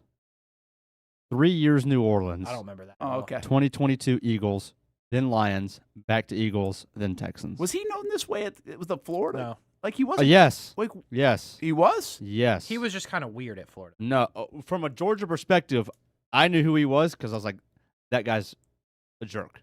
You hate Florida, though. I understand that, but I couldn't tell you one player on Florida's team right now that I know has an attitude and is like. They all should. Like that. Well, they terrible. should. But CJ Gardner-Johnson, outside of his play, was like that guy was circled because he was talking all kinds of mess before Brian Herrien ran his butt over. I can tell In you. the college circle, though, that's celebrated from Florida people. I get it. Yeah. But I see you obviously have. The Jags played, they practiced with the Lions a couple years ago, and Gardner-Johnson's on the Lions. I remember that. And he was basically the guy that started any kind of stuff. And so there gets to a point where even his own teammates, and they're like, dude, can we just practice? You know, like it's really like that with the guy. And so that's where I saw it firsthand. You could almost sense the frustration on both sides because he's just yapping so much. Now, there's energy involved in that, but then there's a line like it feels like it goes over. This thing in Houston was totally different. It sounds, or at least word coming out of there, which will now label him a little bit more because he was complaining about guys' contracts. He was complaining about guys not doing him not blitzing enough, doing other things. And apparently, if you've seen the video, he's the one that blew the play on the 0 blitz to Brian Thomas Jr. So, and I didn't see this in real time, but Lassiter somebody asked me this. I think it was Austen or somebody asked me who was on him. It was Lassiter. But Lassiter, he finishes the play as Brian Thomas Jr. goes out of bounds, and he looks back at him like this because he was supposed to have the outside play. Chauncey Gardner-Johnson was supposed to have inside, and he went with the outside guy. And there was an argument that he made one of the crucial mistakes against the Bucs as well. Yeah. Well, you know, I'm all for calling people out, right? But you got to be like real good to call people out. That's the thing, right? Like I'd be in favor of like Aaron Judge being like, "Hey, bro, hit the ball. I'm hitting like 370 with 40 bombs." Yeah. But like if you're blowing plays and you're like, "Hey, bro, be better," it's like. I mean, to be honest, it kind of goes back to Cisco last year. Yeah, well, that's a little bit with like Savage too. I think this is one of the reasons he's probably gone is I think he was a bit unhappy with the role, which a lot of guys are that, right? You think right now Colin Saunders is happy with this role? Yeah, what's He's going been on with down that? 2 out of 3 times. So guys are unhappy sometimes. They want to play. Like you can deal with that. But now you're chirping a little bit. And on top of it, if you go back to the Cincy game, he didn't play well. You got to make. So if you're not playing well, see you, right? And it might have been a small sample. That's part of the reason he's gone. Hey, let's hit a break, come back, and we got a little – what have we labeled this game? Guess the reference? The reference? Guess that player? Name that player? Name that player. Name that player coming up today. By the way, De'Ami Brown not at practice, according to Marcel Robinson, who's out there at least for the first 15 minutes of practice today. So that's not surprising. I think my hunch and – no knowledge of it, just reading the tea leaves, this is going to be a pretty significant injury to De'Ami Brown for. Are they leaving early? No, they're going Saturday. You got an extra day. Figure that out, maybe. Yeah. Because if you're going to leave on Friday, I mean, you're pretty much done that at gets that hard. point. Yeah. And we talked about a little yesterday. I don't know what's out there to go get. You're going to promote someone from the practice squad. Do you need to go get something? I You don't talking know, about if this is like an extended thing? If it's like a 4-week thing or whatever, who knows? In theory, you should have the bodies to cover that. I would in my think so. opinion. Yeah. For I the would think investment so. you've made in your top 2, I understand they haven't done a lot. Parker Washington, like you should have. You should be able to. And now Tim Patrick, what does he know? We got 2 guys out there that don't know, like, how much do they really know of the whole offense? Well, they should know it more than somebody you bring in today. That is true. Unless you go take somebody from the Bucs last year. Well, and you promote from the practice squad if you're comfortable with that. But we'll see. Again, we won't jump to it, but the injury report will come out, and then we'll see if they – the good news is they didn't say, hey, he's going on IR or anything. That we would already know if there was something like that. But it doesn't – I'd be almost stunned at this point if he plays on Sunday in San Francisco. We'll be right back.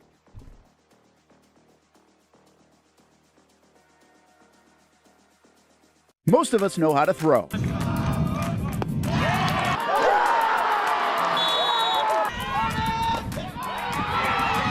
but you need to know what to throw. I'm not talking about footballs, baseballs, softballs. We're talking about those items you need to recycle. Republic Services explains it easy. Recycling simplified. 1. Know what to throw. When in doubt, throw it out. 2. Empty, clean, and dry those materials. It takes an extra minute, but it makes a big difference. And 3. Don't bag it. This makes the recycling process faster and more efficient. This is a look at the Republic Services North Florida Recycling Center. You can make this process even more efficient. By utilizing those 3 steps, Republic Services can help you become a better recycler in your home. Learn more at recyclingsimplified.com. For the game day hustle and every day in between, juggling my show Jags Social to going under the Friday night lights and a social life, it's a daily tournament. But this ride, MVP status.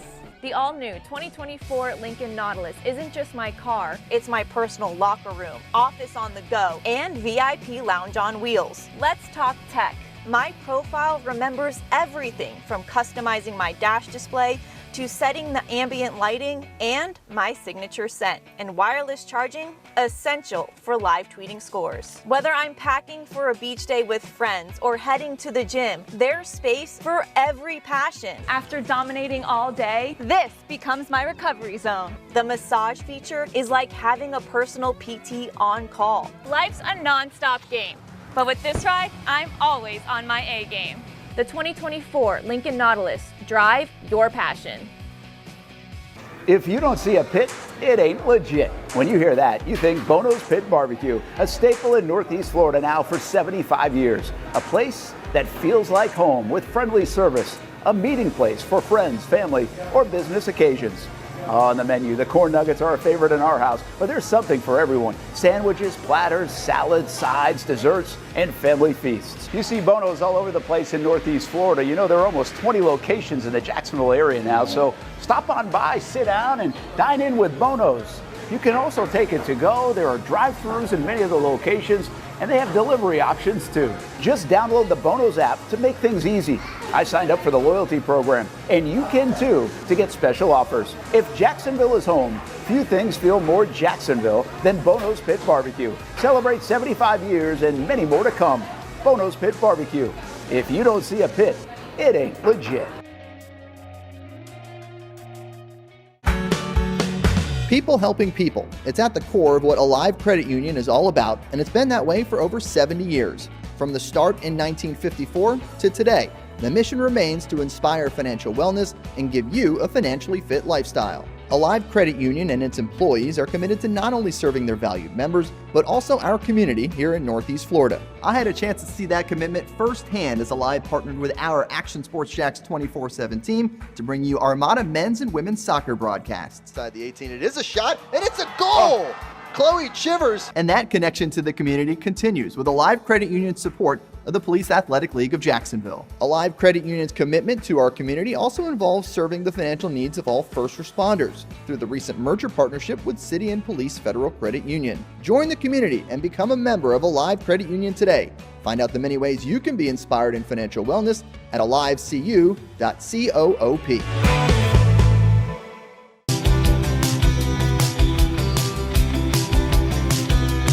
Welcome inside the Armor Guard exterior and gutter helmet showroom. There's a lot going on, like glass exteriors, replacement windows, and down there we have the retractable screens and awnings, plus hurricane protection.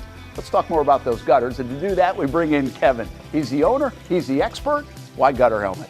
Well, gutter helmet is truly the only maintenance-free product. It lets the trash and debris go on the ground, the water wraps around and goes inside.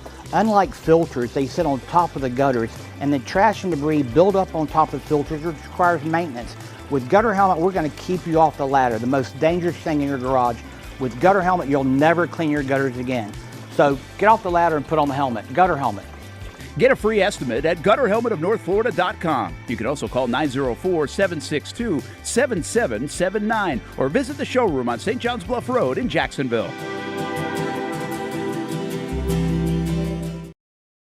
Welcome back to the Brent and Austen Show, streaming on the Action Sports Jacks 24/7 network. I think that was Sheldon Rankins. Okay. To finish our conversation from the break. You know who I forgot? Just to keep that going for a second. I'll explain to everybody in a moment. I forgot Fadakasi was. Oh, yeah. He's played pretty well at Houston. Apparently. Yeah. He's still there. Better than he did here.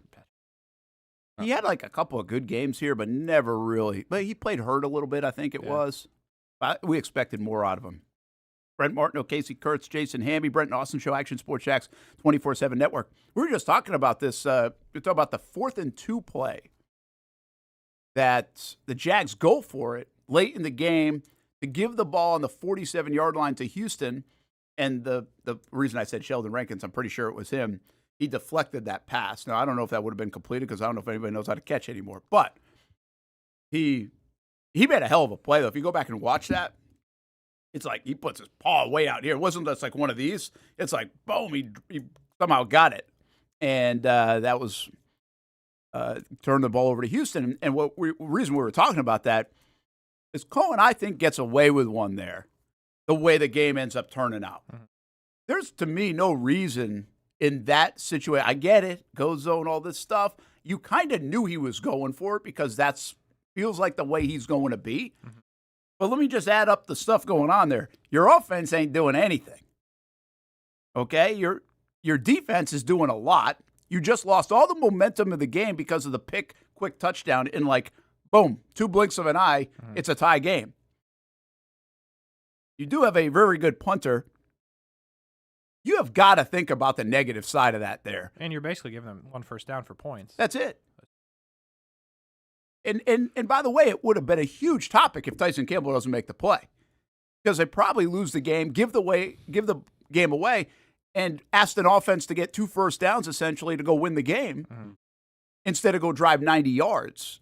So that one, he got away. I think he got away with that one. I get you're going to be aggressive, but it's time and place. The analytics don't take in any of that I just said. Right.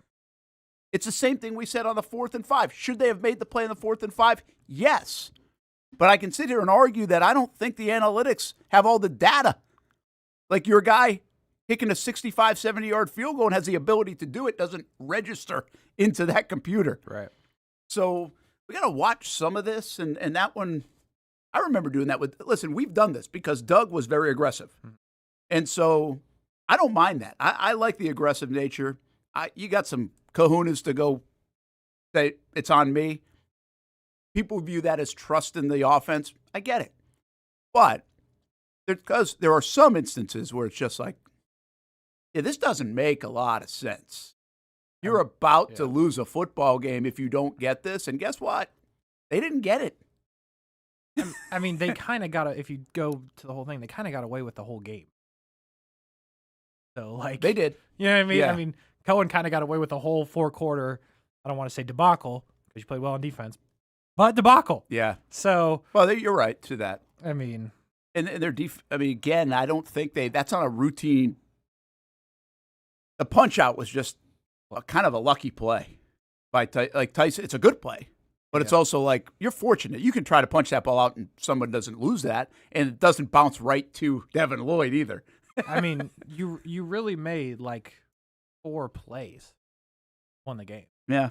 But I don't know what that says. In fairness, we say a lot they don't make those 4 plays and lose games. Respect right? to him. Like Tyson made a play, BTJ made a play when he had to. Like you did, but like it was really just ugly football. It really was. I find myself doing this week, and I think we even had a comment yesterday's show or something that kind of struck me. Like, hey, you guys are being real negative about a win, and I don't really. It takes a lot for me to come around to be negative. I think, though, this is where sometimes old sunshine and rainbows that I get labeled, we don't get enough credit about being realistic. Like, you got to be realistic about some of this stuff. Yeah. The Jags won a football game that they don't normally win. Great. The defense, 9 turnovers in 3 games. Great. Guys are playing really well. Like the way they ran the ball in the second half. Great. I can even defend the quarterback more than others. Great. Offensive line. Those are all good things. But the reality is it doesn't hide. It just can't wash away some of the things that are going on. Drops, penalties, a decision like that, wait a minute now, that could cost you down the road if you make that same decision. So That's your job as the coach. You got to push the right buttons. You got to make the right decisions in the right time. So I think I'm not saying we're being negative. I just think that win can't hide everything with 14 games to go. If that's a win in the playoffs because you just won, screw it. You're doing what you got to do. But we're 3 weeks in, and there are some trends that aren't necessarily great for this football team, if we're being completely honest. Correct. But I would say, like, this, again, it was not the best football game I ever played. I borderline think this is a thing. Because how many times do you think they're doing sports radio in Kansas City in the last 5 years? And the Chiefs won that game. We've seen the Chiefs win that game. True. It's ugly, and Mahomes goes and scores at the end, and they win. And I'm sure when they fire up those shows at 7 a.m. in Kansas City, they're not like, this is the greatest team to ever play. They're That's like, true. Mahomes did it again, but what the hell happened? They do that in New England. I've listened to New England for a long time, and that they do that. But Phillies won 19 out of 20 games, and you still do that. What's wrong with Saquon Barkley? Right. And that's okay. So, I like your perspective there. It's kind of like a weird, I don't want to say privilege, but it's like a weird good feeling because, like, they won, but also you can be like, yeah, and they could have stomped them if this, and this happened, and this is something to monitor. But guess what? They went and beat them. And they do that all in other markets. Like, you can finally do it here. It's kind of a good thing. That it is a good thing. And listen, I don't think Cohen's been perfect. Wouldn't expect him to. Right? And we said it earlier this week, we love the fact that he kind of admits to that and owns that. But it's really cool that the Jags can figure some of this stuff out and be 2-1. Like, that part is not lost on anybody. Some people want them to be 3-0. I'm like, oh, wait a minute. I wouldn't suggest they've played like a 3-0 team either. No, it'd be a fake 3-0. Yeah, it'd be a little fool's gold in that. You didn't really play well. Well, you lost to Cincinnati. You didn't play well enough. And if Houston was not terrible, you probably didn't play well enough to beat them, but guess what you did? That's all that matters. And there's a really good chance Houston will get better, and you got the worst of them. I mean, because it's that bad right now is my point. They need 5 new linemen. That's a team that got rid of Laramie Tunsil, by the way. Yeah, they were crazy. Like, please go away. So that's a move that just doesn't make sense. No, it does not. You're right. It didn't make sense. What did they get for that, picks? Yeah, I think they did. They might have got a couple picks, mid-round picks. Damn GMs, man. They love those picks. Boy, what a mistake. Hey, I was, just since we're talking about this, before we get into the reference stuff, I was looking up this, I think this morning. It was last night. Doesn't really matter. But look at the Texans. What's the Texans' record? Let's go after 10 games. They play the Titans this week at home. I think they'll win. Let's just assume they win. Titans are pretty bad. I need the Titans to start winning. I got them to win some games. Cam Ward against like that defense, pretty tough. 3. They've already changed those play callers. Titans Tennessee's are trying. Tennessee doesn't seem right. Boy, they were letting that coach have it walking off the field. So then you go at the Ravens. Why didn't that? Then you go at Seahawks. You get the 49ers at home. Broncos at home. And Jaguars at home. Baby. At the Titans. Home against the Bills. At the Colts. At the Chiefs. I mean, they could seriously be like 3-9. Even if they win a game or two in there like that. Like they beat the Jags and they beat the Broncos. Because, I mean, it's the NFL. You're going to win a game, right? So at best, they're like 3-9. It might be like at best 3-9. And you're right, like breaks by Duval said, Texans' schedule is brutal. It really is. And so I did the same thing for the Colts. And it's weird because the Colts finished ahead of the Jags. But their schedule does not feel like it's that hard. Bro, have you seen the Bills' schedule? Me and Austen did this the other day, just talking to each other. They play nobody. Really? They got like the Saints this week, then and the division helped, right? Oh, yeah, division. But like the Bills have one of the easiest schedules to ever play football. Well, to be the Bills. The Colts started with the Dolphins. We didn't know the Dolphins were this bad. Like, I mean, that was a pick 'em game going in. Yeah, it was. And they're bad. The Broncos was next. It's a surprise, but the Broncos haven't been as good to start. We'll see where they end up. Mm-hmm. And that was a weird game. They got lucky in that game, I would say, but it doesn't matter. They won it. Then they play the Titans. They play the Rams this week at the Rams. That's going to be a tough one. It's tough. They come back home against the Raiders, then the Cardinals. It could be 5-1. I don't have them winning at the Rams, but let's just 5-1 at the Chargers. Tough one. 5-2. Titans 6-2 at the Steelers. and then home against the Falcons. Let's just say they split that somewhere, because I don't know which one they're winning and losing, but maybe they lose 7-3. Then they go at the Chiefs 7-4 before like the Texans, the Jags, Seahawks. I mean, they could be 7-4 after 11 games. Yeah, but if they get to 7 or 8 in that scenario, like this is a division that you win usually with 9 or 10. With 9 or 10. Like you're there. Well, that's my point. That's what I was trying to kind of figure out, because then after that, like, where are the Texans? But the Jags, you got 2 games with the Jags, 2 games with the Texans, the Seahawks and the 49ers in there. So, I mean, I think there's a pathway for the Colts because of stealing that Denver game specifically, where they could get to 11 wins, depending on what they do against the Jags. But right now, I think you got to kind of look at a sweep the way a split the way they're playing. They're not punting. They punted once. Yeah, and there's one other element here. You could argue that the Colts can't play any better than they've played in these first 3 games. Like, they have peaked out of the gates. They have, but the one thing with the Colts is, man, it's not, in my opinion, that complex. It's not like they're going out there and getting 300-yard receiving days from Pittman, like Taylor, who runs people over constantly. Play action. And then Daniel Jones gets it out of his hands, and, like, they're not doing anything special. They're just playing football. So, like, if they get better at that, that's a problem. Yeah. And they got to keep Jonathan Taylor healthy, because he's been an injured guy at times, right? Yeah, so, if Taylor's not healthy, then but, man, he looks good. He looks good. So, but anyway, I think, again, this is a swing. One more thought on this. This swing right here, these next 2 games, if the Jags get to a 3rd win or even a 4th win by the bye week, somehow in this next 4 games, win 2. If they can get to 4 wins, that actually puts them on a little bit of a pace, at least in our own mind, to get to like 10 wins minimum. Then the Colts games are super important. Then they become, however that division stuff shakes out is tough to predict. But you've got the Cardinals out there. You've got the Raiders. You've got the hard part of your schedule done. You got the Jets. What will they look like by that time? And I'm not predicting they're going to win all of them. My thing is, the week before Thanksgiving, can they have 5 wins? Because I think they can go 5-2 down the stretch with the schedule that they do have. That would get you to 10. But if they're at 6 wins by that time, you might argue they could get to 11. Yeah. And I mean, the one thing I think right now is it's the Jags or the Colts. It's Houston's certainly done. It seems like they're done. Houston's not winning 9. They're not winning 9 games. They're about to. They're playing, so they might beat the Titans this week. But it's the Jags. We're and not the Colts. even sure. It's the Jags and the Colts. Well, and here's where these other games. Now I'm going longer on it, but I said 6. There are 6 winning teams right now after 3 weeks in the AFC. 6 teams that have winning record. Mm-hmm. You start to get to 10 wins now. Like even the wild card comes into play. Sure. Right. So it'll be. And the other thing, it's way down the road. But I mean, the point is, Dolphins aren't good. No. Jets don't look to be good. The Patriots, can they be a factor? We'll see. The Browns, no. The Bengals without him, they're 2-1, but it doesn't seem like it's going to go a good direction. I still think the Bengals are a factor for the wild card. We're talking about wild card teams. How good are the Steelers? Are they a 10-win team? I'm trying to get to 10 wins in the wild card. No. Then you've got, obviously, I think the Chargers are going to win that division. Chargers.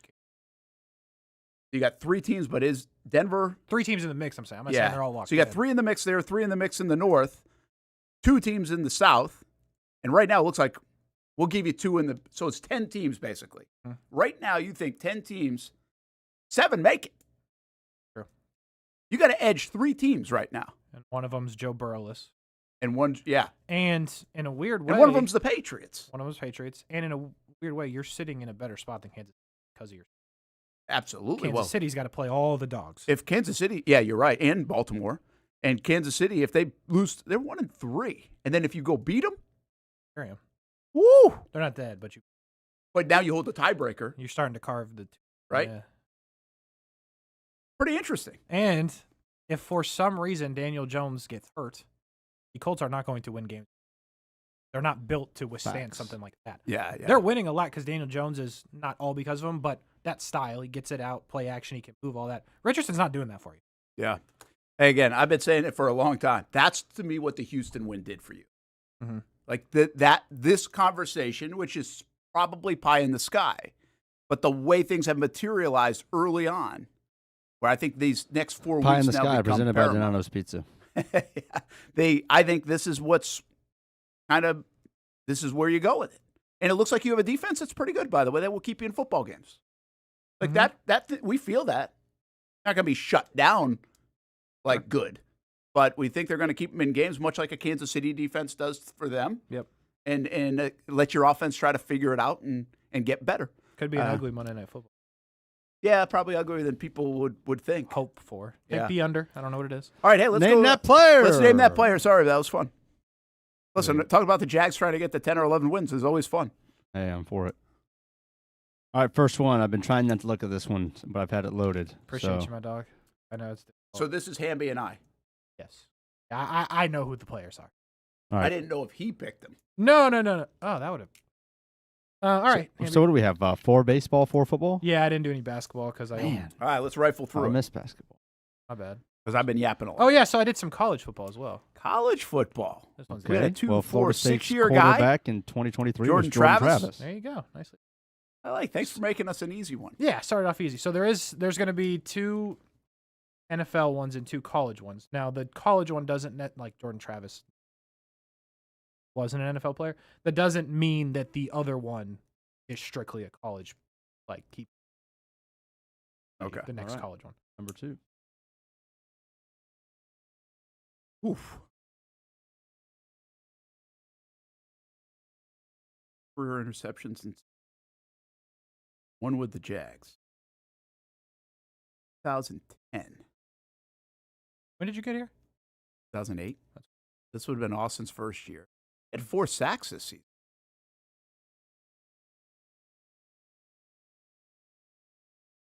Austen would be really good at this, probably. Austen would have. If for some reason. Well, that was a nice year in 2010 for this guy. If for some reason Austen's watching, he's probably. Went to play for Denver and Washington. And seems like a draft pick in 2009. Have played 4 years. Didn't give up on him.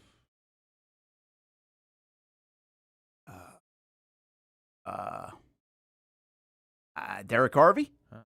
Friend of the show. 2008. Ryan Davis? No, he played for the Jets. Friend of the show. of. Definitely a friend. Wasn't. Stop giving me hits. I think you're making it worse. Okay. Still can't think of anything. Golly. Retweeted one of the clips about him.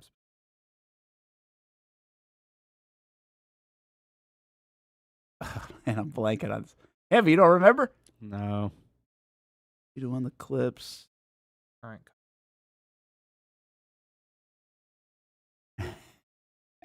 I'm just blanking. What we got? Giving up? Yeah. Pot roast. Oh my God. Dang it. That was bad. Hamby, where were you, dog? Your mic on? That was bad. Yeah, my mic's on. I couldn't remember any Jag But I wasn't. going to You know Denver. what I'm thinking edge. I just kept thinking of the edge guys, not interior. That was on me. I couldn't remember if we had done them or not, so I'm guessing we didn't. No, that's a good one. Because I do just be clicking on every Jag from like 2009. That's good though. Where could I that was a fool good these one. guys? All right, got one on them. All right, college. Well, 5-year guy at Florida. We're going defensive guy. An interception for a touchdown. Linebacker at Florida for 5 years. Pretty good, not dominant player. Like probably in the NFL. Definitely. Ventrell Miller. Ventrell Miller. Look at you. All right, That's there we go. Ventrell. He's a 5-year guy. Oh, yeah. It's funny how you get Play a lot of drafted. You can football. play 5 years at that age and be drafted. Like in baseball, you can't play 5 years and get drafted, it seems like. Yeah. Although that has changed a little bit. Mhm. But usually the guys that go to the NFL, my point is usually it's like 3 years and out. Yeah, I like the way you described that though. One's gotta be. This is football still, obviously. QB, yeah. I just looked at the left. Okay, I'm with you. Hamby, bro, your mic on? So he played a bunch for Tampa. It's a tough one. Did he throw a touchdown? Where are we at there? 5 and 3. Not a lot. 9 and 15. Okay, so in 2009, 10, 11, he backs up here in Jacksonville. 9 career touchdown passes. Didn't play at Buffalo, so it wouldn't be Edwards. Who backed up Garrard? I think check down Tommy did at one time. You're like 12 years old at this time, aren't you? Hamby, you probably had his jersey. Yeah, I'm 10. You probably had his jersey? I'm totally kidding. Oh. Played for Cleveland as well. 3 years between Cleveland and. Yeah, what happened there? What happened there? He was out of the league and came back in. The only guy that's done that is like, not Beathard, but our tractor guy. But he would have been way more with Jacksonville, not these other teams. Who's the guy on the tractor? Brent Focus. I know, sorry. Thanks. I ain't getting this, man. QB family. A car? Not a car. Not a Manning, not a car. I mean, it's got to be the next one. There's another family? Oh, yes. That's disrespectful. There's another family. Played in New Orleans. Quarterback family. Hamby, you got nothing for me? A quarterback family? The brother's significant. That's obvious, or it better be. Harbaugh? No. Oh, that's a good call, though. But that would have been way back, obviously. No, this is definitely guess. a more prominent quarterback family. I think the brother's into coaching now. Oh no. When you said coach, I said Dilfer. Pretty sure the brother was almost the coach of the Lions at one.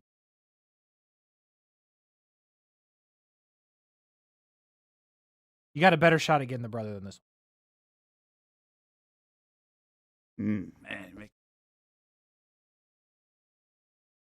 We really should get this, Hamby. I know. You don't know any of those hints? No. White dude. Kind of goofy looking. Backup quarterback, white guy. That narrows it down. No, I'm dead. Think of a backup quarterback that's white in like the 2015s. I'm dead serious. Wouldn't really want him to go in, but if he did, you'd be like, he's played a lot of football. I'm talking about the brother. You're not getting this one. Played a lot of football. Hamby. Where do you go to college? Not a clue. What other team did the brother play for? All of them. Like Fitzpatrick. All of them? Close, yeah. Bills, I think, at one point. Jets, definitely. Bucks, I think. Why am I missing this family? Hasselbeck? Oh, good call. That was a good call. Come on. That was a good call. It's not Hassel. Bro, this is Luke McCown. McCown. You're right, the coaching thing. Yeah.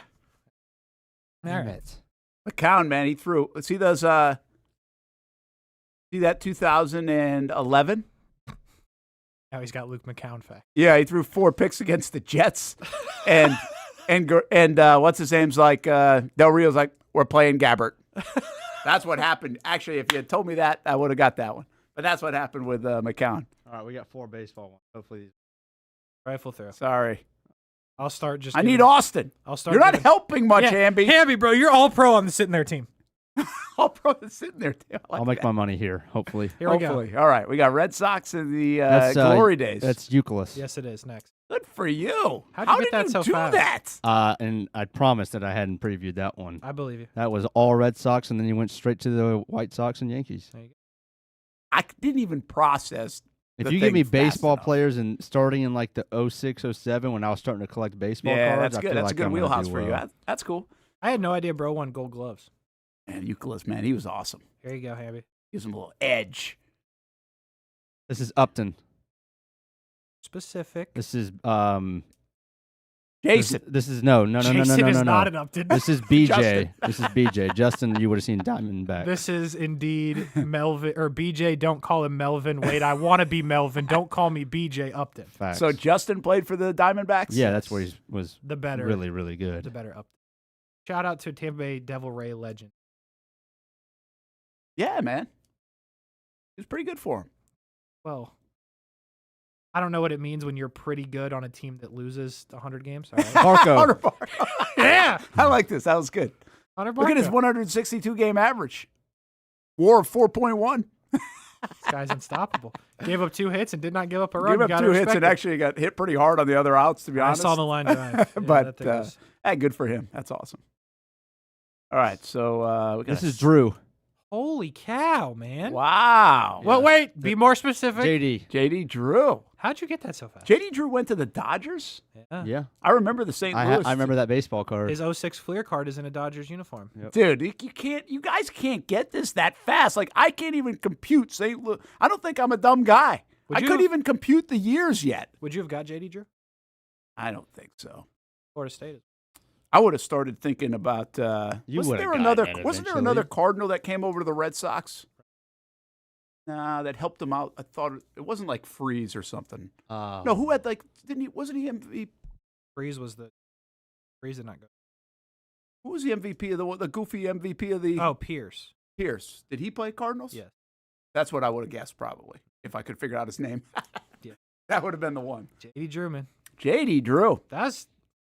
What's the other Drew? Steven. He was A's. He also went to Boston. Who's the guy that got that batteries thrown at him in Philly? You guys remember that? Yeah. Batteries? Like, what do you mean? Like, you never remember that story? Yeah, I do. They, like, legitimate. Like on the street? No. No, he was in the outfield, right? JD Drew. It was Drew? I thought it was JD Drew, but he didn't play for the Phillies. Cardinals. Might have been. Was he with Boston when that happened? What years did it say? It was 2011. 11 when he was with Boston, yeah, because it was the last 5 years. I didn't realize. Let's just see. There you go. Tough autograph, JD Drew. Is he tough? He's Florida State guy, right? Yeah. Good player, but wasn't he supposed to be better than he was? Yeah. Supposed to be like stud. But he did play a long time in the league. 240 career homers. He's okay. All right, we're over. Let's go. Get out of here. We got cup date today at 2 o'clock, and we'll see you on TV tonight. CBS 47, Fox 30. Shrimp game, too. We're going to be live from the Shrimp. That's what we're going to do a little bit later on tonight.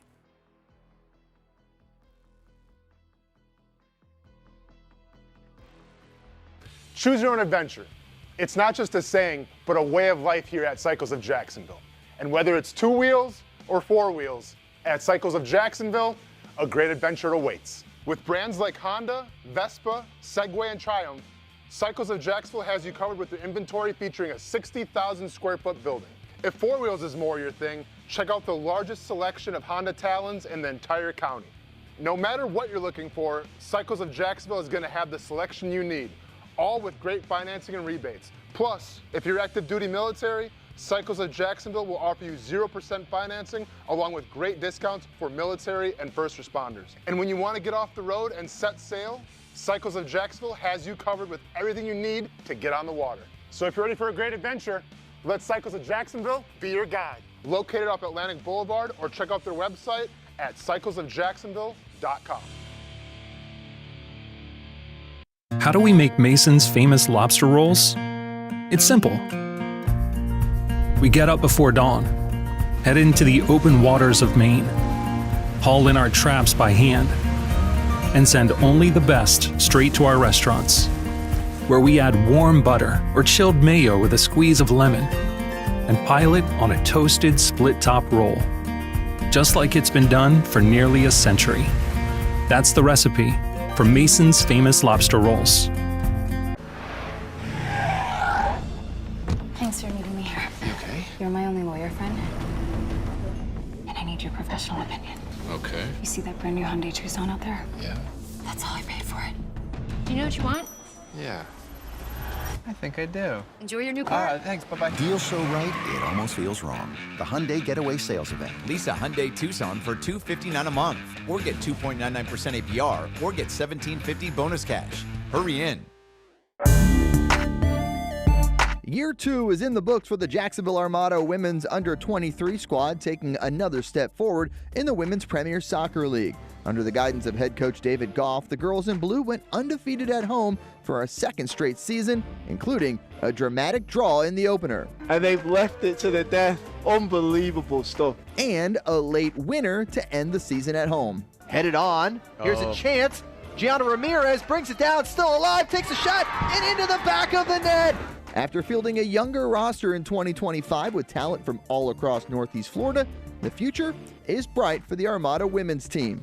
We highlight the ladies and all things Jacksonville Armada each week on Fleet and Footy on the Action Sports Jax 24/7 network. I'll put one in the back of the net for you. Join us for player profiles, fun interviews, and the very latest on the Fleet and all things footy. That's every Thursday at 2 p.m.